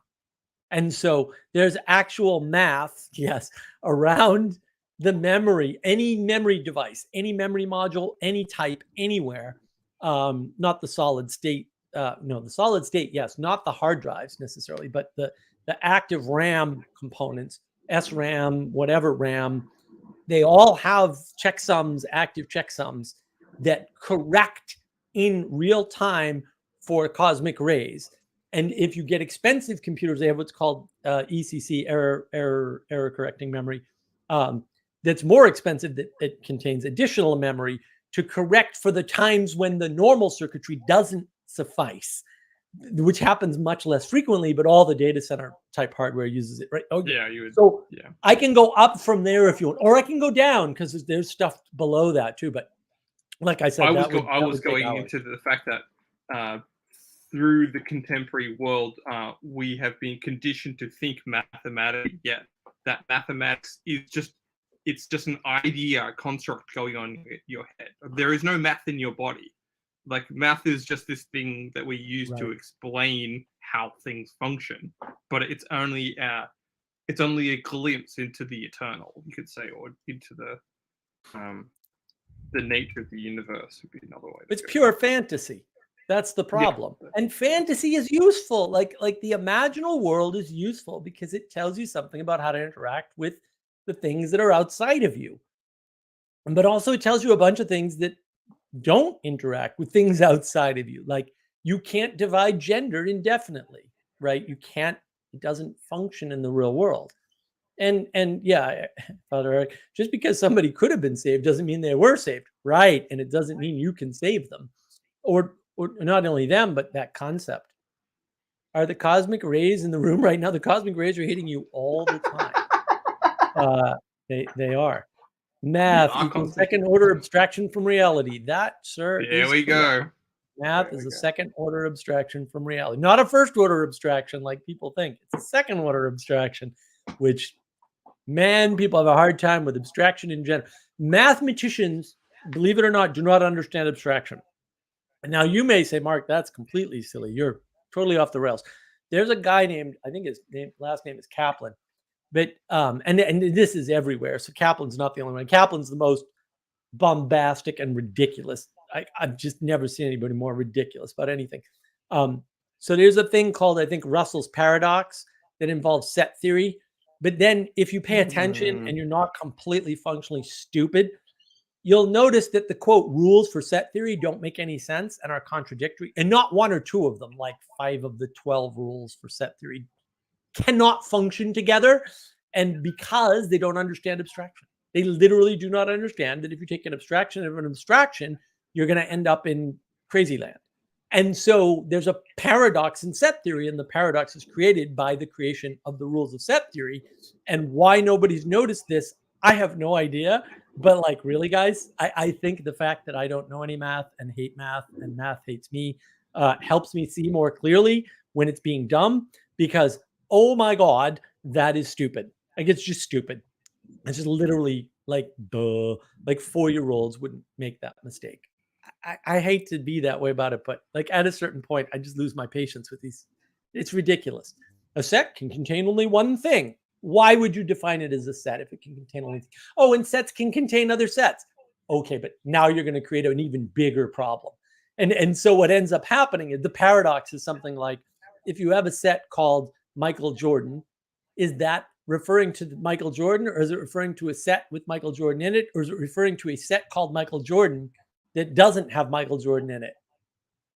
I don't know. Maybe you should change the rules of set theory, and then you won't have this problem. Like, problem solved. Like, what is wrong with you lunatics? It's that, like, really, that's what they're upset about. I'm like, that's your paradox, huh? Yeah, okay. I got things to do. I got Yeah. places to be. Like, I don't have time for this. It's crazy, foolish nonsense. They're 4 years old. I don't. Yeah, it's very argumentative. By Well, they take the definition. beauty out of math. It's like set theory could be beautiful if you didn't make it self-referential and stupid. One way we haven't gone, to get back to the icon of the ship, is the reverence for that which is around us, and reverence for beauty, and upholding that in culture in the world and our own products. Yeah, and we're in some sense, as a culture, we've become complacent with the lack of reverence, the lack of sentiment, the lack of craftsmanship. We're settling for second best. How do we restore that? How do we restore the cosmic image of the world? I think you have to start in you. You have to start respecting, I think, yourself a little bit better, others. Just keep flying out until you have a reverence, respect, resolve that beautifies the world. It is in some sense to add to the pollution is a crime. I'm sorry, like there's no such thing as a casual pollution. Yeah, it was a very dark thing in the 90s when we glorified graffiti. There's a lot going on there. Or rap. I think, man. Oh gosh, don't get me started on rap. The anadromist. I didn't really like. I kind of knew it intuitively. Rap is pretty much garbage, which isn't to say there's all rap is bad, but my goodness, it's from stolen equipment. The whole thing comes from stolen equipment. And it's just ripping things off from people. Like, that's all it is. It's purely parasitic. And will spiral. Yeah. It's unbelievable. I mean, the anadromist, how we got here today, man. That was quite the series. He's episodes in the 80s and the 90s are the best parts. I was going to suggest, if you're going to watch 6 hours, that's a good use of 6 hours. Yeah, those are long. Just watch it in chunks. That's what I did. Just watch it in chunks. Why do you need to watch it all at once? It's going to be better for you to watch it in chunks. You'll retain chunks. No. You drive up the East Coast, which takes 16 hours. You watch it in 2 days, man. That's all. That's how I did it. Well, it's not watching it. That's it's listening and participating, which may actually be better in some sense. Sometimes you do learn better orally than visually. That's a spicy thing to say. No, I actually did watch most of it. I didn't visually, driving, paying attention to. Yeah, okay. It's just as good. It works just as much. Often the spirit of something is far more important than the spirit, the craftsmanship of it is more important than the final product. In some sense. And a lot of times we measure things like beauty and art by the amount of work we think we're put into them. And that's why we don't like modern art, because it's low effort in many cases. And that was part of the criticism of right out of my head, the crazy guy with the dribbling of the paint. Oh, Jackson Pollock, the CIA. Thank you, Pollock. I had Pollock in my head, and then it went bang right when I was talking. I'm like, you son of a bitch brain. Like, why did you do that? Yeah, I honestly think it was a 90s psyop that all the art teachers in the 90s who had graduated from the 80s universities all came out and just educated en masse everyone from my millennial generation on how great Pollock was in the liquidification of forms, and giving way to the internet. The dream world of forms and the breakdown of of beauty, really. The criticism of him was that he was a low effort artist. Like, all he's really doing is dribbling paint from a certain height or whatever. It's such a low level critique, though. Doesn't hold Well, up. that's the problem. Like, how do you? This is what I was saying. Like, how do you judge beauty? Um, frankly, purpose, what the spirit or tone of something. Um, Well, yeah, there's well, what do you think about this? So, implied in what Sally Joes says about art, it has to be aimed up and out at the highest or whatever, right? Art not done for the sake of the creator or something is not art, right? And going on that thesis, no. technically, I would say then all art has to be by patronage.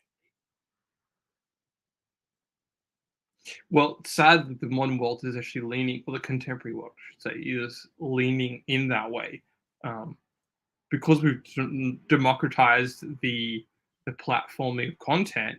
Content that does actually reach you is often has to come through even an even more extreme version of gatekeeping. I know this through music because I play music and make music. We've democratized the album release stage and the way people, and we've just shipped off that gatekeeping to non-entities, literally algorithms that can control which music features in which play charts and how it's found, and increasingly even music articles now written through AI, which is just horrible. Before, at least you had some sense of a curator, a point of view, a perspective that would, I trust this guy. He says this particular artwork is at least having a listen to. That comes from human source and human knowledge, and then you base that person's critique, or if you can trust that person, through a relationship. But now you can't have a relationship with an algorithm that's selecting which songs to listen to as you drive down the road. Oh, yes, you can. Well, you can, but you're possessed at that moment. In my Right. perspective. Welcome, Father Eric. Welcome. Yes. Hello. You were asking how to judge beauty? Yeah, well, to some Sure. extent, truth, Aquinas unity, and already fixed brilliance? it. Yeah. Okay. Aquinas has already fixed that problem. I don't know. Truth, is there intelligible content for the mind and the soul to feed upon, or is it just chaos, right?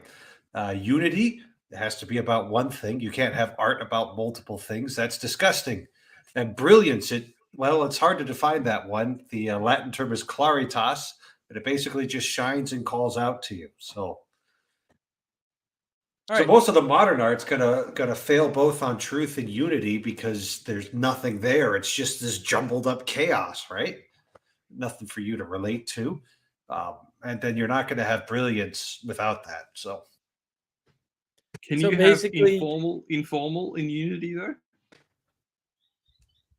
Text and subcontext, story and side story within Unity. Oh, sure, yeah. So I mean, like, let's take a work of art. Let's take something like The Barber of Seville. Right, you've got the barber, and he's, oh gosh, it's been years since I've seen that. Why did I choose that as an example? But anyway, you take something like The Barber of Seville. If you added time travel to that, what? Why are you adding time travel to an opera, which is basically just drama in Spain? But if you add funky side characters who end up falling in love at the end, well, that fits. So it could be, you can have different parts to the story. It just has to have something actually unifying it. Has to unify, right? Yeah. So basically, what you're saying is everything I said is correct according to Tommy.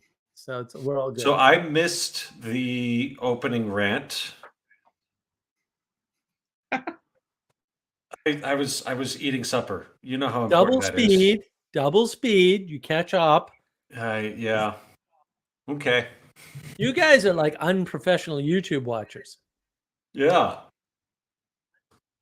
Correct. That's the problem. You need a profession. I am loath to do this. Benjamin Franklin. My POV, your point of view is that maybe it's important to develop a subjective taste. Well, that's going to happen irrespective. Like you already have one. Consume a lot of art. Do you have time for that? Can you? I don't think you can. and see what triggers your senses. Maybe sometimes in a certain kind of way that draws you in. Maybe not. I feel that way about music. Yeah, a lot of people feel that way about a lot of things. A lot of people are wrong about a lot of things too. That has a 100% overlap, by the way. Yeah, I mean, I think you don't that's get to choose. problem. You don't get to choose what you consume, though. You don't get to Right. You will consume. You will interact with things. You will have Well, experiences. and things will move you whether you want them to or not, and whether you notice or not. In a lot of cases, like a lot of people just act out, and then later they're like, "Why did I act angry?" It's like, well, So it's a good question. you do have to develop the subjective appropriation of these things, but the way to get to that is to study the canon under the discipline of somebody who's reliable at that. Well, that's what I was gonna say, is that a lot of art, so and this is a critique of wine tasting, for example, right? There's always that critique that, well, I drink wine and there's no difference. You can be taught the discernment of wines. And not everybody, but almost everybody can, actually. In the same way you can be taught to discern the and have an appreciation for different styles of classical music or different styles of paintings, right? Like, I'm still not big on impressionism. I think most of it's complete garbage. There are some exceptions, but for the most part, not a fan. All right. And modern art, I've tried, I've worked with people. I cannot get an appreciation for it, whatsoever. Uh-oh. Nathaniel, isn't the idea to marry subjective taste to the objective? Show me the objective and I'll agree with you. But since you can't, because it doesn't exist, good luck, at least to the best of one's ability. This objective thing doesn't exist. I hate to break it to everybody. But even if there was such a thing as objective reality, which I'm not going to argue that there is, but art definitely wouldn't fall under that rubric because you can't measure it. Right. The best you can measure is generations of people have pointed at this and said, this is really important and valuable. Right. That's as much measurement as you can actually manage. Well, and the argument against objective, or objective materiality, as I like to call it, is Einstein. Einstein's quite clear about this. Relativity means that even if objective materiality exists, right, I'll hand you objective materiality. The theory of relativity, which is correct, you don't need to engage with the theory. You can just engage with Einstein's very simple thought experiments as to how he came to the theory. They're well published. You can look them up on the magical googly device thingy in your hand, right? What that means is that your experience of something that is objective cannot match somebody else's anyway, because you can't occupy the same space at the same time. It's that simple. And so the utility of this is actually zero, for real. It's mathematically actually zero, because we're spread out upon the earth. And so, right. And that's why the flood is important. That's why the flood of information is important. Too much information to engage with. The information you actually engage with actually matters because it moves you, right? Otherwise, it wouldn't be information. It would just be noise, right? That's why I go to signals, and signals, noise versus information is important, right? And that's all wrapped up in your filtering.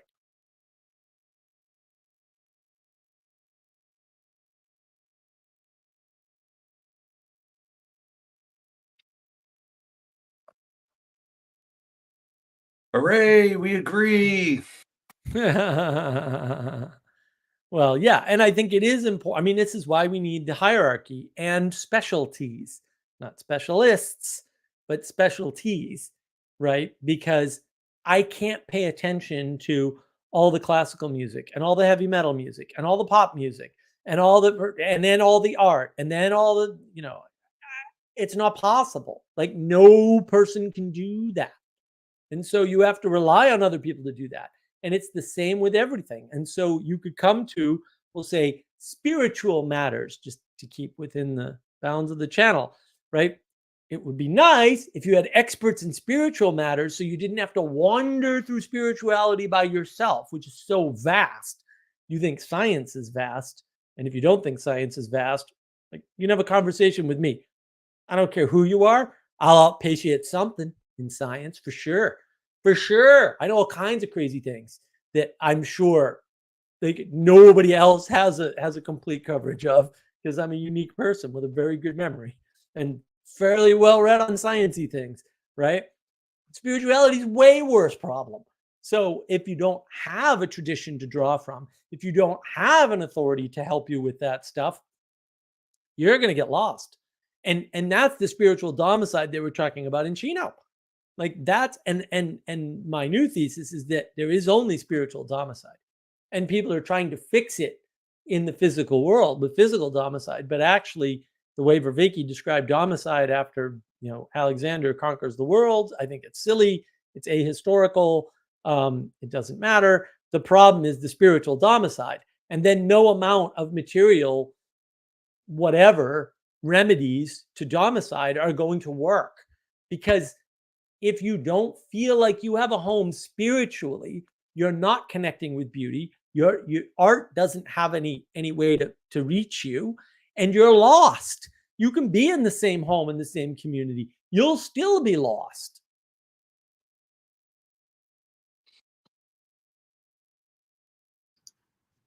Yeah, I would second the notion of a sense of cosmic nostalgia, a longing to be. Well, shalom would be the would be the harmony. But the Irish monks in the 6th century who imposed exile upon themselves as a penance, leaving their homeland specifically as a penitential action and asceticism, they were at home wherever they went. Mm. They saw all creation is coming from the Lord. Meanwhile, I can't go to Milwaukee without feeling homesick. So anyway. Not to get too Christian-y, because I still don't know where I stand. I'm going to get super Christian all the time. Of course. There's a little caveat for Eric. That's pretty it's pretty obvious. It's something Eric. Yeah. The sojourner. The Old Testament way of thinking, but you're meant to welcome in the sojourner, and embrace him and give that. Well, I was thinking more along the lines of St. Paul telling the Philippians that their citizenship is in heaven. Yeah, it's hard. Yeah, right. So once it's in heaven, yeah, that means everything underneath heaven is equally home and not home, depending on how you want to look at it. Yeah, I would. How do I do this without getting political?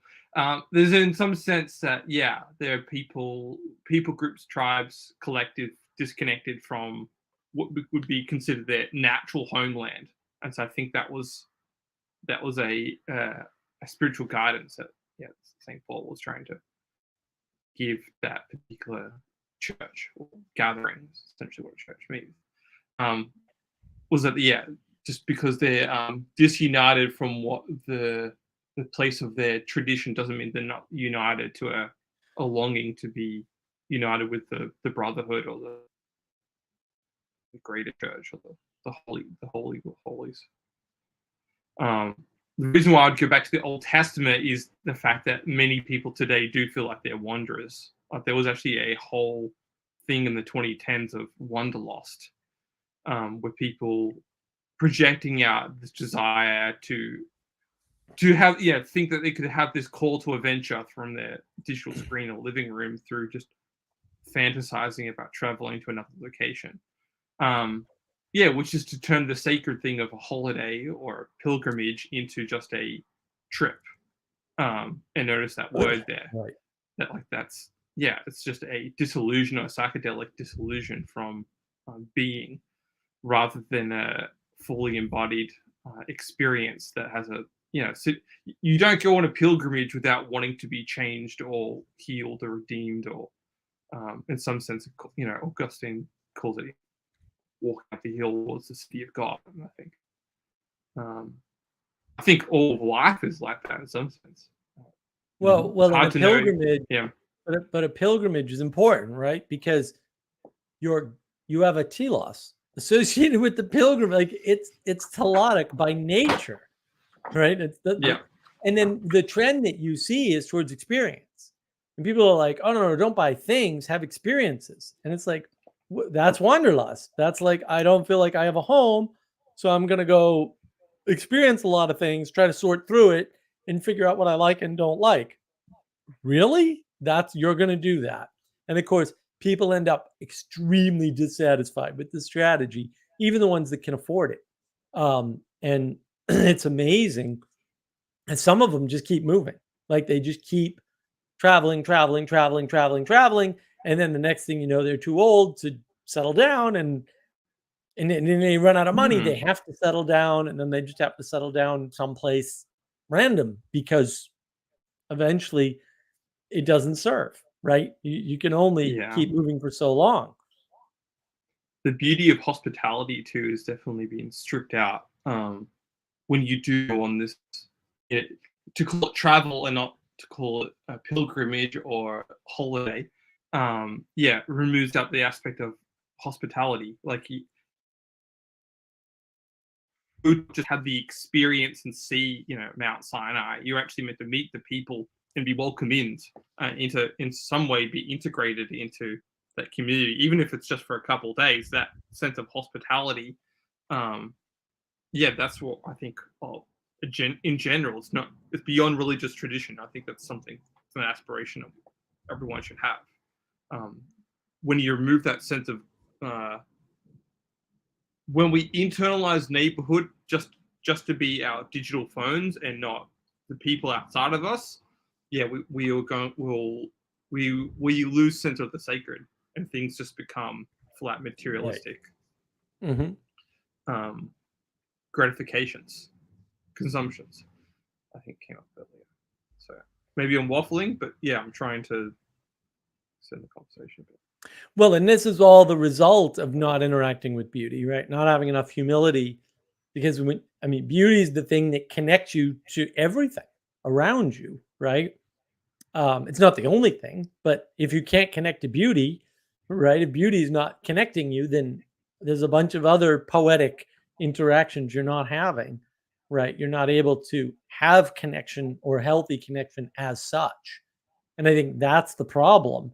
And with art is supposed to lead the way. Like it's supposed to be the thing that guides us to some extent. And when it's not guiding us, or it's not guiding us correctly, we have a problem. Like this is a big issue. And I think that's where we are and why we're there. And I don't know if the individualism causes it, because you could point to someone like Pollock and say, look, he did his art basically for himself. He was a selfish bastard. He's also mean, right? And I don't think that's coincidental. Not that mean artists can't be good artists, because apparently Da Vinci was quite a jerk too. But he interacted with people. Like he wasn't alone in his house by himself like Pollock was, for example. So maybe he was just Italian. I don't know. He was a jerk to the other Italians. That's got to be worth something. Actually, If your own ethnic group calls you out, you're a little too much of an outsider and not hospitable. It's maybe worth remarking. Father Eric, what's on this T-shirt? Giving Hearts Day. Oh, it's this thing in North Dakota where on a Tuesday in February, everybody's supposed to give money. And a Catholic school, the school, when I was in Wahpeton, the school was participating in it, and they made T-shirts for everybody. And so I went and lifted weights this afternoon, and this was the T-shirt that was up in the rotation. Okay. I tell you what, there's nothing that improves your mood better after a 2.5-hour meeting than some squats. Oh my gosh. Just changes the whole day right around.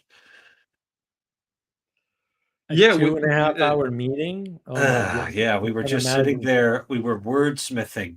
We've got this diocesan synod, so not the big waste of time that's going on in Rome. And boy, if I feel bad for myself for a 2.5 hour meeting, I don't have a 1 month meeting that I have to attend. So praise the Lord for delivering me from that. So this will be next spring, and we're supposed to talk about things, and we're trying to get discussion questions out there. And we spent 2.5 hours wordsmithing these discussion questions.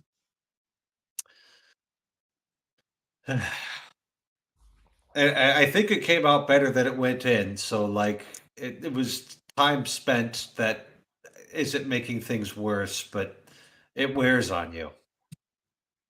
Yeah. Thinking is hard. It uses up a lot of energy. People don't recognize that. Yeah. Something's coming up here, and I know I bring it up every week, which is the sense of removal of suffering or pain, and using beauty as an objective measure of things that are comfortable or things that are pleasurable or things that are Right. they wouldn't say it's beautiful, but they infer that it's something, it's highly pleasurable or beyond pleasure.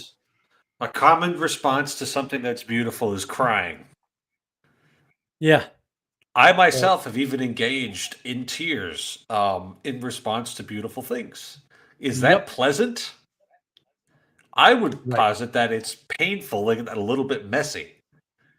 Well, they just paper over it by saying tears of joy. Yeah, tears of joy still hurt. Right. Well, and that's the thing. Beauty can hurt you. Yeah. Like it can, and it can hurt others too. Like now, maybe it hurts to heal. I'll buy that. I'll buy that any day of the week and twice on Sundays. But it definitely does. Can confirm. But just to have like this crude, taking away the pain, and it's like, no, that's what whiskey's for.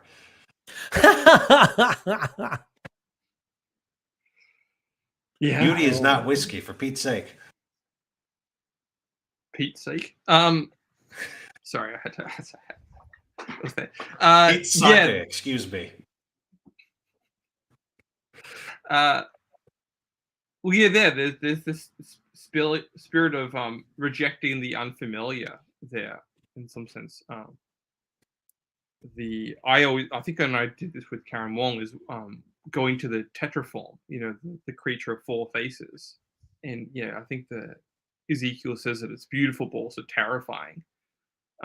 So, and again, and I think Burn Power also talks about ornamentation being removed from the world, and Telegary also talks about the grotesque, because we no longer have the tolerance for the ambiguity of things, because everything's ambiguous now. So well, it's not, but it's the flattening of the world. I think that's more the issue is people want to shorthand. That's the shorthand. Yeah. Well, but I mean, I think it's important. I want to address this. Nathaniel, Mark, can you say a few words on tradition? I can try. In a general context. Give it a shot. Lately, you've been very helpful. Oh, thank you. I'm glad to hear that. Like on reality and truth last week. So I'm not being too specific on purpose. Yeah, that's fair. Look, and I think that the role of tradition is really important because tradition is a representation of distributed cognition through time. John Vervaeke talks about distributed cognition. It's a great point. I know it's not his point. Whatever, it doesn't matter. He talks about it. It's important. What he doesn't talk about, what nobody seems to talk about, is what does distributed cognition look like through time? It looks like something that lasts a while. Maybe, it was always the strangest argument that I ever heard that was the most befuddling to me was the likes of Sam Harris and the other new atheist slow people, because they're slow. I mean, I'm sorry, they just are, right? Who are saying things like, well, evolutionarily, religion doesn't make any sense. Okay. That can't be true. In fact, the opposite has to be true. Like, if religion served no purpose, evolutionarily, it wouldn't have survived according to your definition of, not mine, but your definition of religion. So you're obviously just being contradictory to be stupid or something. I don't know what you're doing here. It's dumb. It's obviously dumb. But without tradition, no one saw that. Like nobody saw, like, I'm like, really? Nobody noticed that they just contradicted their own thesis by their statement? We don't even notice contradictions, right? We don't get it anymore. And it's happening all over. Like we don't notice that set theory, it's broken. Like I don't know what else to think. It's obviously incorrect. Like these aren't paradoxes. We don't notice this. We don't. Tradition is the distributed cognition that says, "Hey, pay attention to this and not to that, and here's why." Right?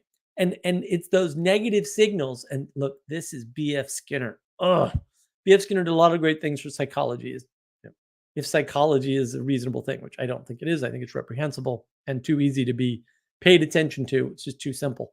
But he did advanced psychology, but he also did the worst thing in the world, which was put forth this thesis that positive only enforcement would be a good idea and would make the world a better place. Now, the funny part about that is that defies evolutionary theory entirely. Like all of evolutionary theory and theory set, all of literally every piece that works in evolution doesn't work without negative feedback. So obviously B.F. Skinner's wrong. And again, nobody sees this. I'm like, freaking really, guys? Like you didn't note it? Like you got to pick one.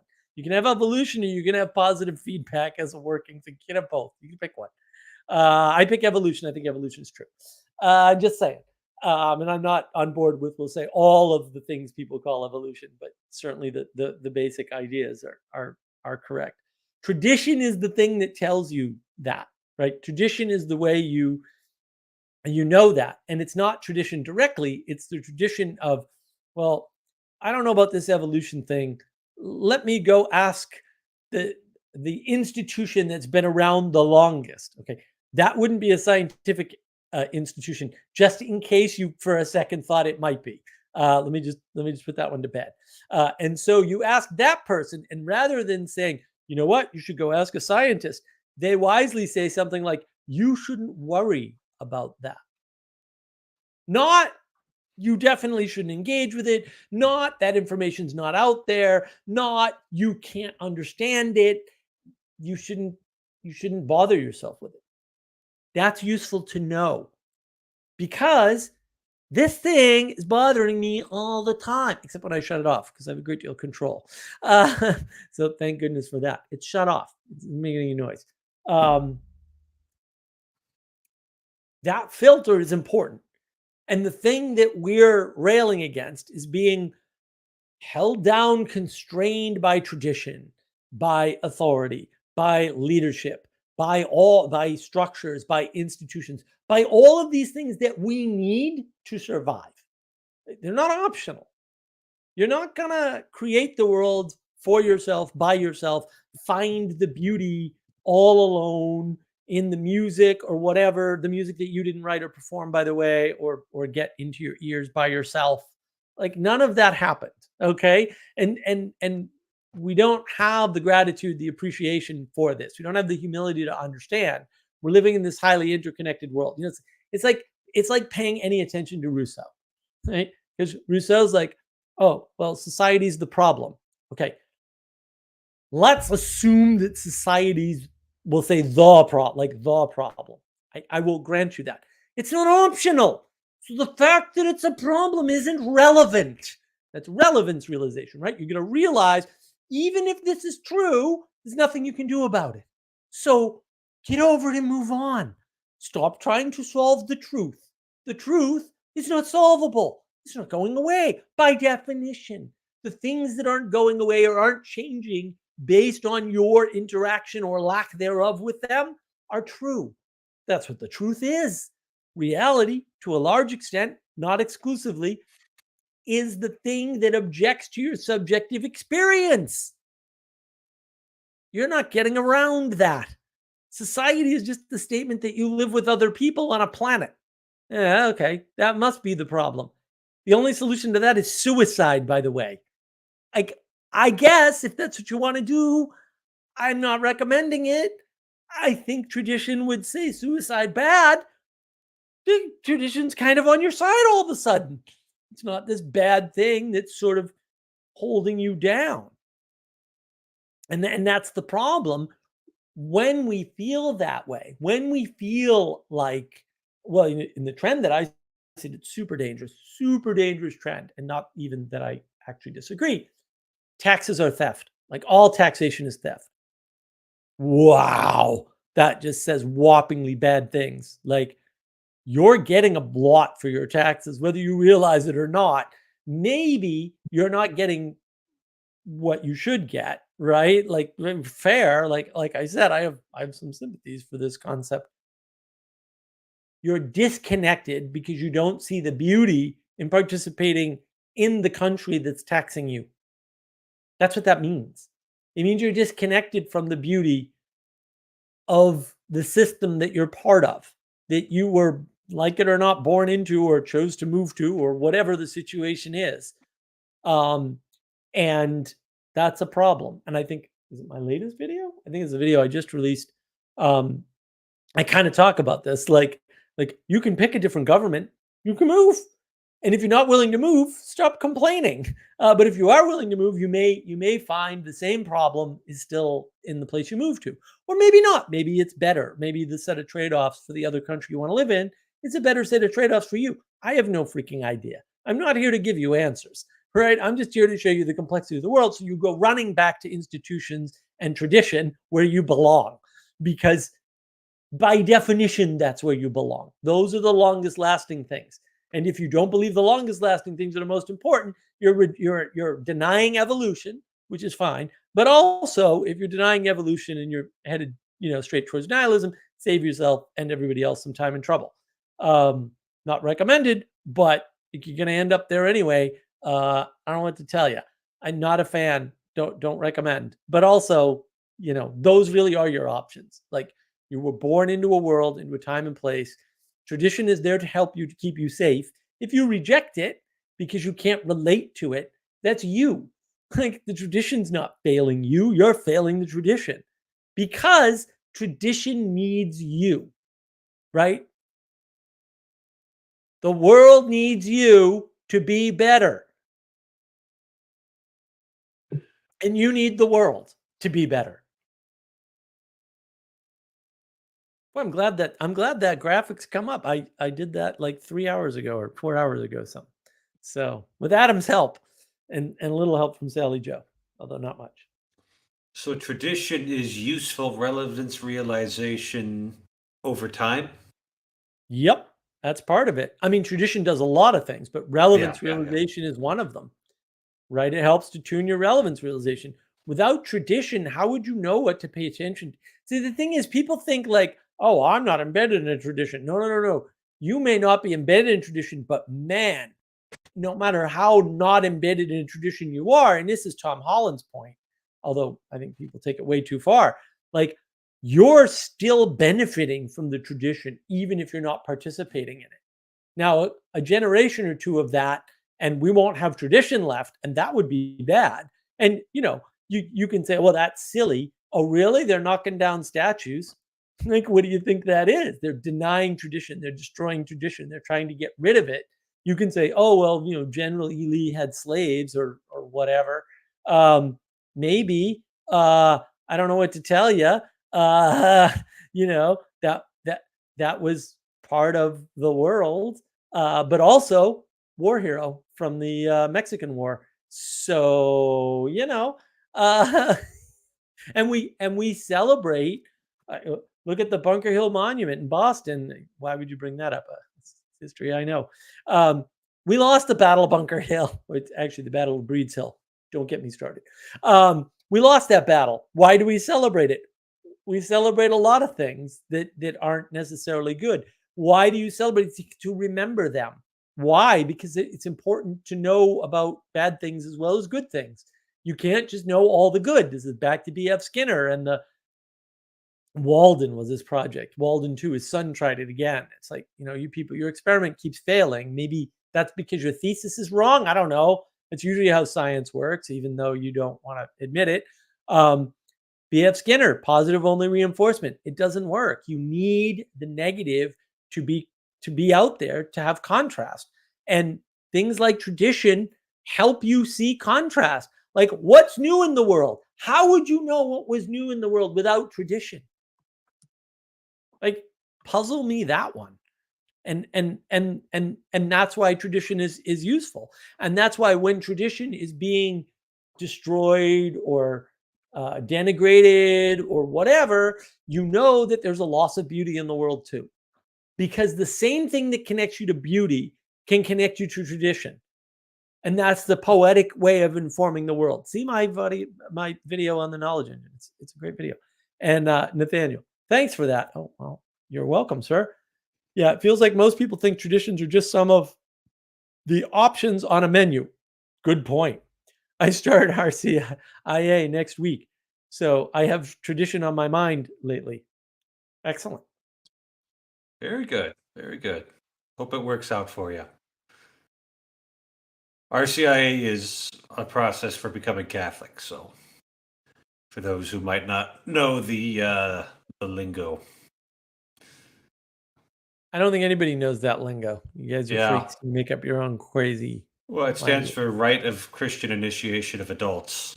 Although apparently when they republish it, it's going to be the Order for Christian Initiation of Adults. Now it's going to be OCIA. And that's going to be a pain in the butt to re-educate people on. I think you said this too before. Oh. He's gone, isn't he? He froze.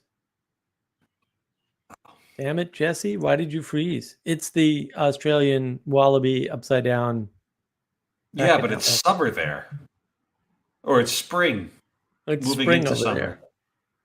Yeah, he but the be wallabies don't care. The wallabies are upside down. They freeze people? No, the wallabies just flip the packets. If they don't flip the right packets right side up, when they get here, they're upside down packets. We can't read them. Oh, No, there he goes. He's turned into a circle now. He turned into a circle of death. Nathaniel says, thanks. You're most welcome, sir. Most welcome. Yeah, I hope that's helpful.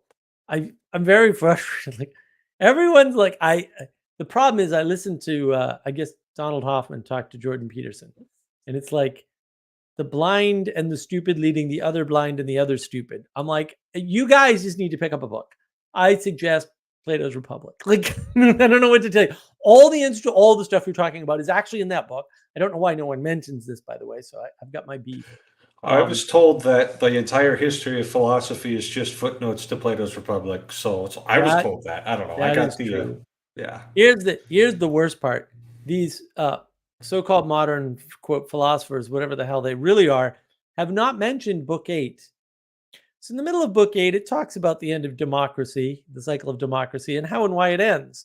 And if you read it, you go, So you look down, you read a line, you look around, and then you read another line, you look around again, and you read like, it looks like a manual on what's actually happening here.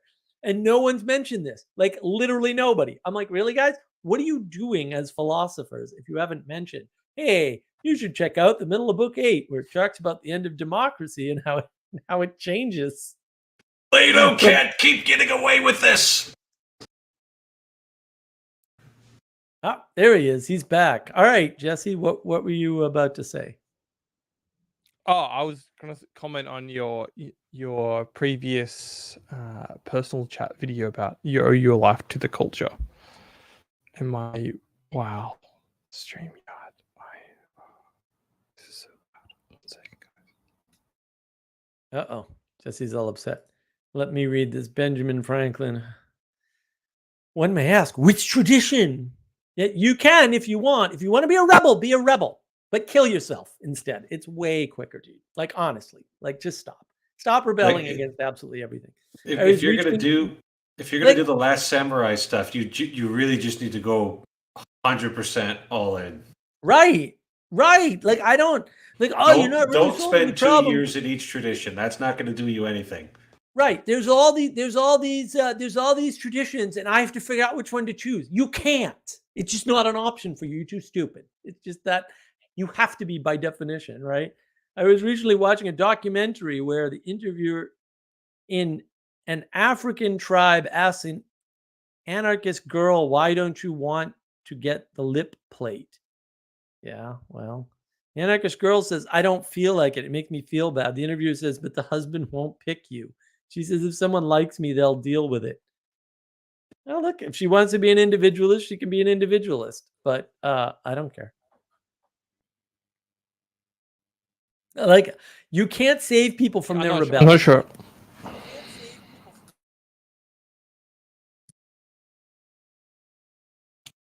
Sound lagged out, Jesse. Is that the problem now? Wallaby lag.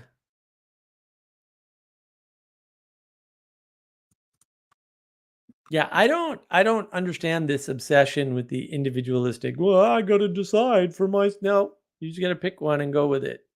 Just submit. Like, really, the submission is the key. Like, I mean, everyone's like, I don't understand the domicide. It's like, well, you did it to yourself. Nobody causes domicide to you. You instantiate domicide in yourself. It's purely a self-inflicted wound, and it can only be healed by you. And it's a lack of humility. It's a, I want to know, I want to understand, I want to choose. That's nice, but it's not going to work. So, and that's actually the problem. Like, it's not going to work. Everybody wants it to work, but it ain't going to work. You're just not smart enough. You're not strong enough. You're not capable enough. You're not competent enough. You're just not.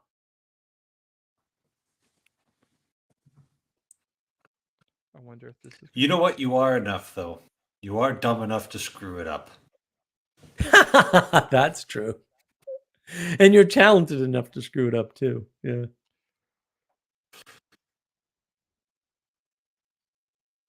Yeah, I had thought maybe we could discuss the different beauty standards between different cultural or people groups, but perhaps it's already been solved with the different signals and different messages, the different emphasis that people carry, and why they would do that. Yeah, it's based upon tradition.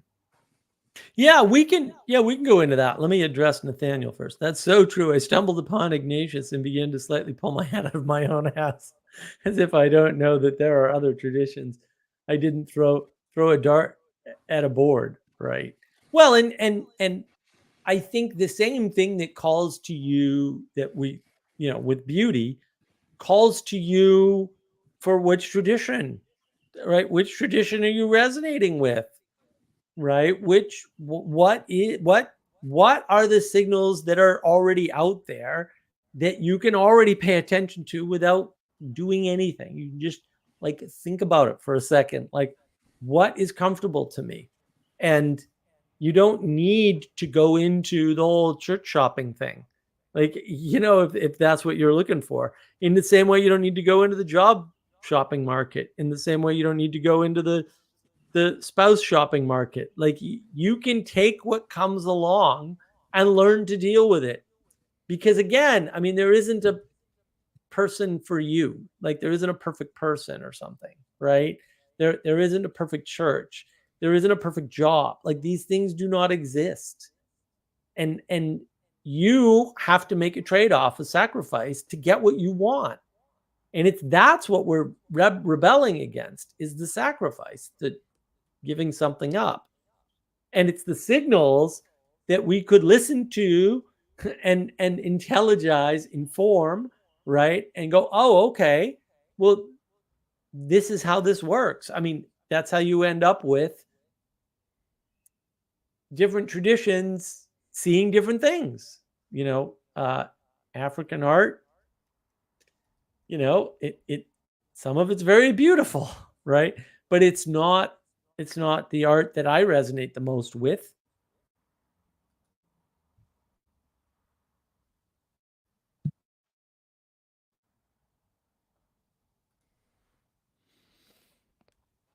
I was just looking up there the definition of adornment. Yeah, I'll go there. Okay, so as we've become more and more multicultural, our sense of adornment or reverence or resolve is blurred. we no longer have something that we all find sacred. I have argued in the past too that may be due to the Matrix, because it's a religious structure, construct that we all have in our head, a perspective that we all share. We all have these references to the Matrix that we've been living in since the 90s. However, it's a downward spiral. It's not pointed at anything. There is no teleos. It's a constant revolution of the senses and trying to escape the senses rather than to, yeah. It's rebellion. Yeah, exactly. Yeah, it's anti-communal, obviously, because there's no common sense there. There's no sense of beauty. Because beauty is no commonality. Held reference. Yes, true. No traditional culture as well. So the commonality is that's what cultural groups hold sacred over time. And if we don't restore that sort of sense of adornment or reverence, we will participate in the destruction of the world. Right. And the destruction through the flood. Because one thing that happens when you flatten out the world, when you remove the hierarchy or try to remove it, is things spread out. And now you've just got signals further and further away from you, which means you have less commonality. The thing that creates commonality, the way commonality manifests in the world, is in a hierarchy. It has to be, because we have to be closer together and we have to be pointed up at the same thing. Otherwise, the world flattens, everything spreads out, everyone's looking across, everything's equal, but also there's no judgment. And so there's nothing higher anymore. And so there's just chaos everywhere all the time, constant rebellion. That's what you get. That's why you don't want to flatten the hierarchy out. And it's like, well, then how much hierarchy is too much? I don't know, but I can tell you we don't have enough. I can tell you that for certain. That's not hard to tell, right? That should be abundantly clear by this point. Yeah, well, I'm not sure how Father Eric would put this, but I think you have to look into the signal to noise ratio of your own soul. If you're constantly surrounding yourself with noise and distraction, you won't find the true signal. You won't be able to. Yeah, everything will be too chaotic in your own head. You won't be orderly, and everything outside. You'll project that disorder outside of yourself, but also you will let in as well, because that's what's familiar to you. So that's the process of becoming sanctified, would be a traditional word. You could just say, well, it won't be disordered to you. Of good character. Yes. Right. But it won't be disordered to you. Right. But you'll be spreading your personal signal out, and that will create disorder because it's your personal signal. And I have my personal signal. And then, everyone's got their personal signal. And that's just disorder. That's chaos. And if you're projecting disorder into the world, you're probably swearing a lot. Yes. Like uncontrollably, unconsciously, and all of the disorder just spills out when you drag the lower into the middle and drag the highest down into the middle. After there was Peugeot on Pints with Aquinas, I'm like, oh my gosh, that makes so much sense. I'm just mad I didn't come up with it myself. Well, and that's the equality doctrine. It's very dangerous. And constantly trying to drag people up and down, it just doesn't. I mean, when you drag people up, they don't get victimized in the same way, but they still get victimized. And I would argue it's always worse, right?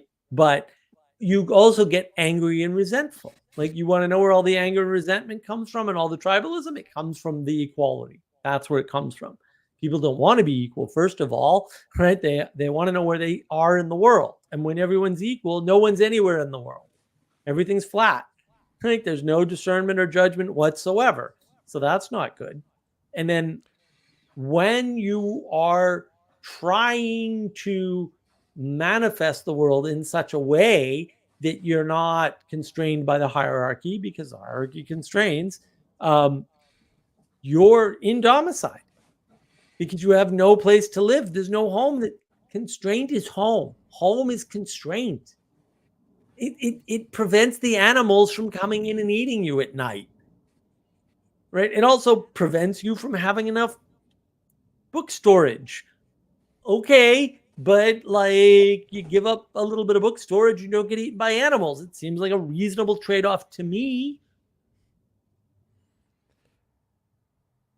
Yeah, what I would point to, yeah, is character and understanding. Like it takes work to understand things. Again, if you remove that path, or those constraints or that pain, if you're constantly avoiding the pain, you won't understand anything. You'll be a person that's displaced, lacking character, lacking sentiment, and you'll want others to share that within you because that'll be comfortable to you.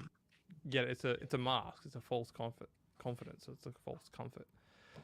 It's not based on anything because you don't understand anything. I've actually been a few of the people around here and the different things people interact with. I go, well, how much history do you actually know? They're like, oh, I'm like, well, how many crusades were there? Like, do you even just know a number of something, or like, or Right. how is yeah.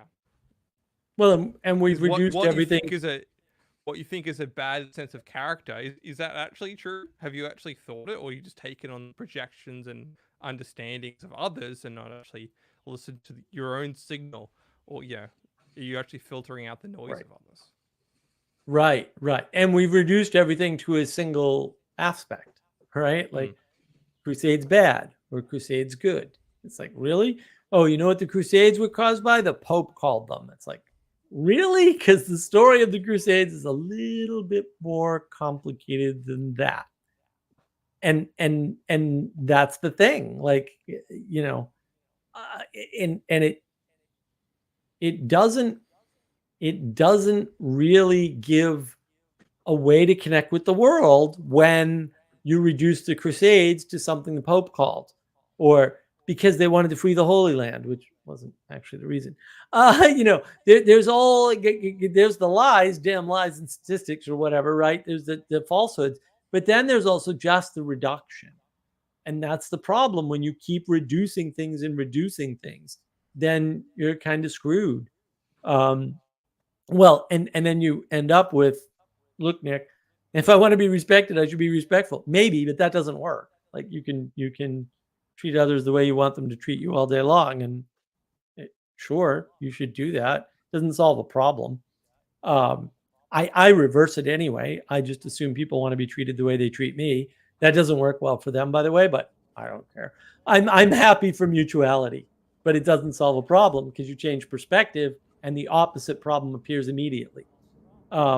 So that's, now this is the problem with equality doctrine. Equality doctrine is bad. Benjamin Franklin, here's the bad take. Should we impose a hierarchy? No, you can't. It's not possible. In a hypothetical scenario, no, you shouldn't impose anything in a hypothetical scenario. Where hierarchy doesn't appear to be emerging naturally. No, hierarchy is everywhere. It's older than trees. Go watch Peterson or something, dude. I can't recap all of Peterson's stuff. Think about making a hierarchy of music genres. No, I don't think about silly things because they're silly. All right, Nick, the standard I hold you to is the same I hold myself to. Maybe, maybe not. I don't think that's possible. I think people think they can do such silly things, but they actually can't. Treat others as you would like to be treated. Again, it doesn't work. I treat others as they treat me. That's what I do. It's a character issue. Maybe you're not going to solve a problem by stating a description that something is a thing. That's great. Reality doesn't care. Or and that's why that's the loss of beauty, right? That's the inability to connect with the world. Like this is the loss of icons, the loss of symbols, right? The loss of interaction with the highest, with that which is pointing up. This is the lack of stained glass windows, right? It's the lack of art that points to the creation, right? That's what causes this nonsense. It's nonsense, obvious nonsense. It takes 2 seconds to see that it's nonsense. And it can't work. And you being as good as you think you are is already not an option.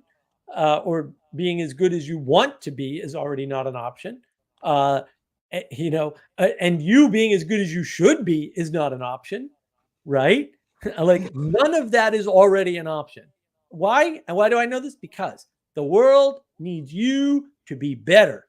That's yes, you. And when you're not striving for that, you're screwed. Like, this mutuality is flat world. It's middle out thinking. You're not going to get anywhere with that. We need to get somewhere. We need to go up. We need to get higher. We need to move towards beauty, towards truth, and towards goodness. Those things are not in the way I treat other people. I can try to treat other people that way, but like, I'm going to fall short. You know, Mark, if you're treating other people well, at least you're not making yourself worse. Maybe, maybe not. I don't think that's necessarily true. I mean, I know people who basically destroy their lives treating other people well, and in fact better than they deserve, and weakening them. I mean, this is part of Peterson's enablement, which Okay, I I agree think. with. I mean, I don't know. I'm just a priest, right? So what do I know? But I don't think you could properly love somebody without reference to what's actually good for them, what actually builds their character and being up. Right. But now, see, this is why the word well doesn't work, because what does it mean to treat somebody well? Like, you're not doing me any favors when you don't push back on my bad ideas, right? Okay. This is why I like Manuel, because Manuel, even though he's not right all the time by any means, when he pushes back, I know I have to take it seriously because he's not stupid, right? In fact, he's quite brilliant. And without that, I'm no good, because the rest of y'all are wimps and you won't push back. Manuel's no I problem. literally just pushed back. Don't call me a wimp. A lot of times I am, but not today. Excellent. Well done, sir. I push back all the time too, Mark. I just don't do it in an aggressive manner. No, that's true. Do we need to put an accent on it? Is that what you need? I was being, yeah. Do we need a Dutch accent to sound more pretentious? No, I was more doing that through hyperbole for sure. But that is the core issue. The core issue is, yeah, I mean, how do you love somebody? Do you love somebody by completely enabling them? No, Because, that ain't love. That ain't, right. No. Big X on that. Right. And that's why words like treat people well or treat people the way you want to be treated don't So work. what you're just saying is this lack of precision there. Well, it's lack of discernment. Right. Wellness can't be discerned in a flat world where things are equal, right? Wellness has to be thought of in terms of, by not telling somebody I'm upset at them, am I doing them any favors? Because they can't correct their behavior. And maybe it will get, in fact, it almost certainly will get worse, right? But by not spanking my child, am I making him better? It's like, well, sometimes, and I've told this story before. I mean, I told it on Vanderklay's channel at least a couple times. Like, I have backhanded people in person for freaking real. More than one or two or three or four, by the way. And every single one of them, years later, granted, or months later at the very least, thanked me for that. And the reason why is because they were annoying. Some of them might have been autistic or whatever. And they didn't know, because nobody had given them a strong enough signal to say, you need to freaking wake up and behave. No one had done it. I was the first person. I did it physically, and it worked. It made them better. So you can sit there and say no violence all day long, and I can tell you, you're wrong. Period. End of statement. The question is not whether or not violence. The question is how much and when. Those are very hard questions. That sucks. I'd rather have an easy answer like 0, which really isn't an answer, by the way, because it's kind of a funny number, as Jordan Peterson says. But also, you're not solving a problem by removing bad things from the world. That's or what you perceive to be bad things from the world. That's not going to work. Well, you would like the title. Well. You would like the title of one of Pope Benedict XVI's encyclicals, Caritas in Veritate, or for the normal people in the room, Charity in Truth. In truth, right. And he was just making the point that those two are necessary for each other in order for the other to actually exist. Right. So. Yeah. Well, I want to address this. All right, Nick. Even perfect precision on these things is useless when talking to a need. Exactly. And that's why speech is garbage. Like, stop talking. Like, stop relying on books and words and language. Like, More stop. backhanding people. Backhand them. They'll get it. Literally, that's what I said. Take the perverts, strip them down to their boxers, and whip them in St. Peter's Square. There you go. I'm just talking about the clerical ones, the ones that I'm concerned with. Benjamin Franklin. Maybe you're constantly subtly doing rewards and punishments. Dude, the world is full of rewards and punishments and hierarchy, whether you like it or not. And it's happening to you, period. And it has been since day one. You're constantly making discernments, judgments, and trade-offs, whether you like it or not, because it's the world you were born into. You have no say in the matter. Get over it and move on and figure out and take it seriously, because it's kind of important. And it's that lack of ability to relate to multiple things in a correct orientation that is causing all of this confusion. Because then we want to reduce things. We just have to have the right conversation to save the world. It's, that's not the way the world works. Michelle, good to see you. Hi, amazing Jesse and the rest of the Muppets out there. Thank you, Michelle. You're awesome. Yeah, feel free to super chat. What I wanted to jump in on here and maybe just re-highlight is that there is no such thing as an inactive sense of love. Passivity is not a thing to strive for. Is active. If you're not taking an action, it does not exist in the world. It is, it's something Mark's highlighted before. We without intervention or without a sense of a call to venture, normalcy will just lead you into domicile or into a sense of flattening out or wanting to seek comfort. And unfortunately, that is actually a sense of passivity. You're just trying to pacify that which is uncomfortable or unfamiliar.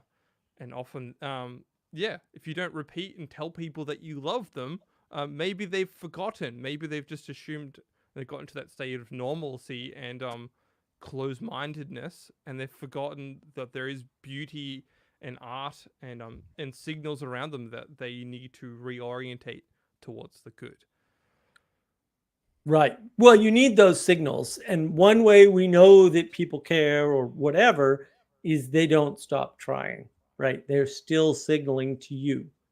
And that's super important, right? Because you can't reduce everything down to a single interaction over time, right? You can't say, oh, well, and we romanticize it. Oh, I looked into her eyes and then I knew that would be the woman that I'd marry.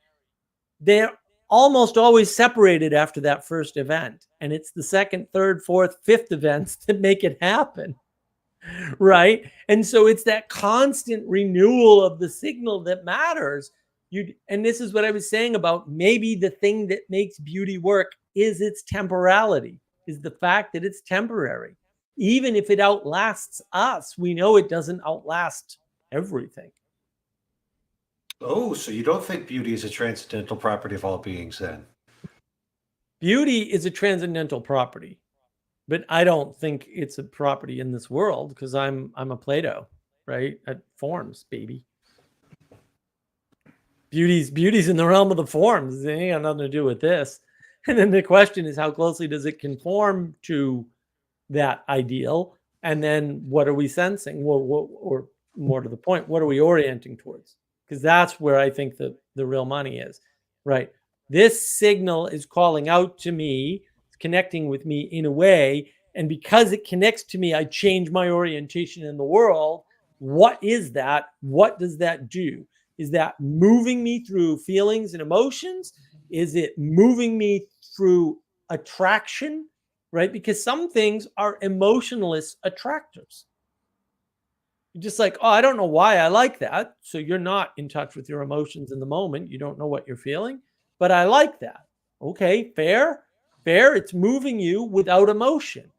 Because emotion isn't the only thing that moves you. It's certainly a thing that moves you. It might be the thing that moves you the most often, but it's not the only thing. And that's mysterious for sure. And beauty can have that quality for sure. I mean, and what is that quality? What is that quality of orientation, aspiration, inspiration? What's going on there?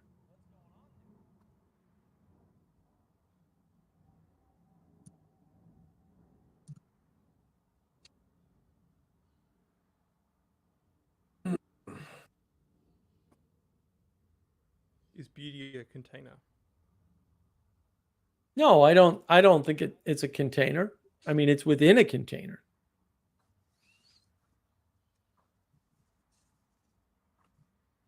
Right? Like the flower contains the beauty. Okay, fair. Whether it's opened or closed, closed flowers can be beautiful too. But when they open, they get really beautiful, I would say, and that's nice. That's Yeah. And containment is required for beauty.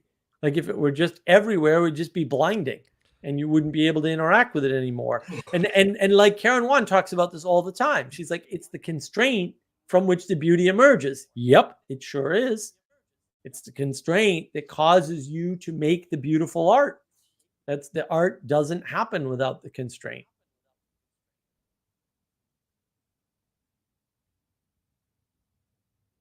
The latter part I agree with. The first part I'm struggling.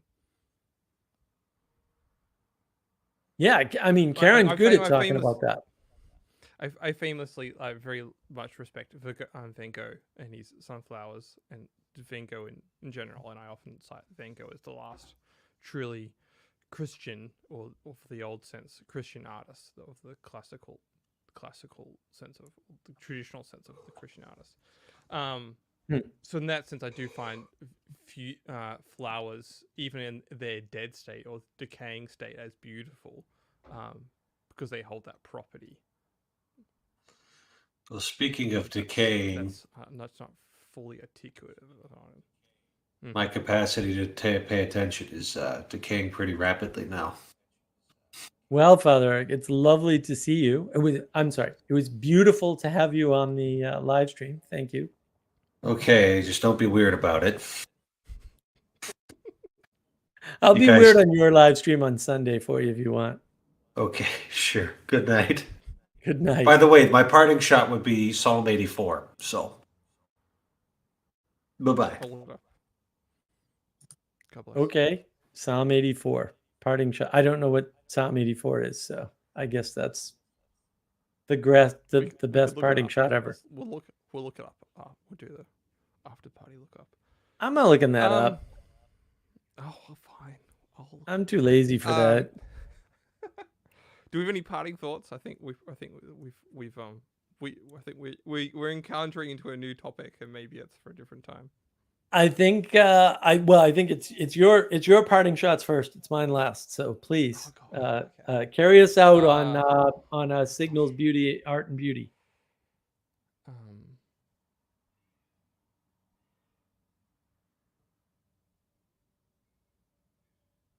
Yeah, because we were just scrambling into territory about artifices. What I would say is that some of the best wisdom I have ever been given is that you don't make art. Your art is your life.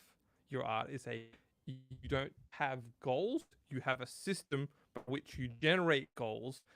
So if a goal is unattainable, is undesirable, or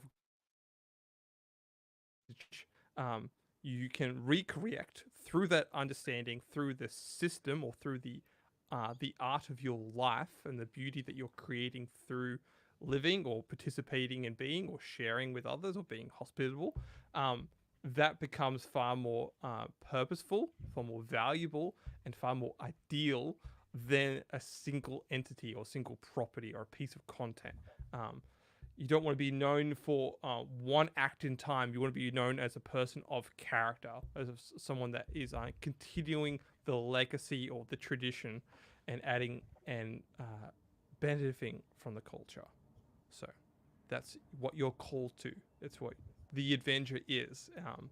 You'll never fully understand the things that are calling from you in the future, because that is potential. And so live up to your potential. That is the art of your life.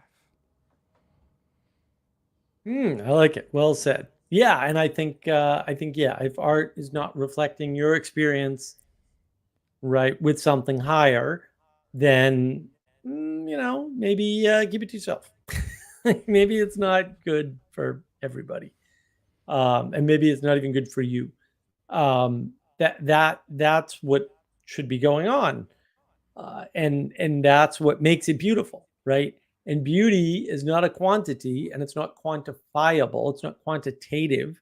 It's a quality, and it's not a single quality either, right? Which is why different people can find the same thing beautiful in different ways. Like, that's perfectly valid, and it creates all kinds of problems for us.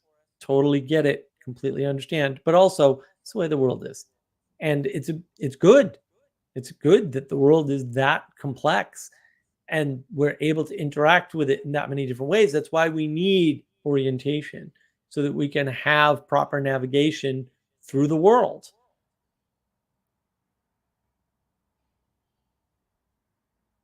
And that's why it's navigating patterns. Look, Yeah.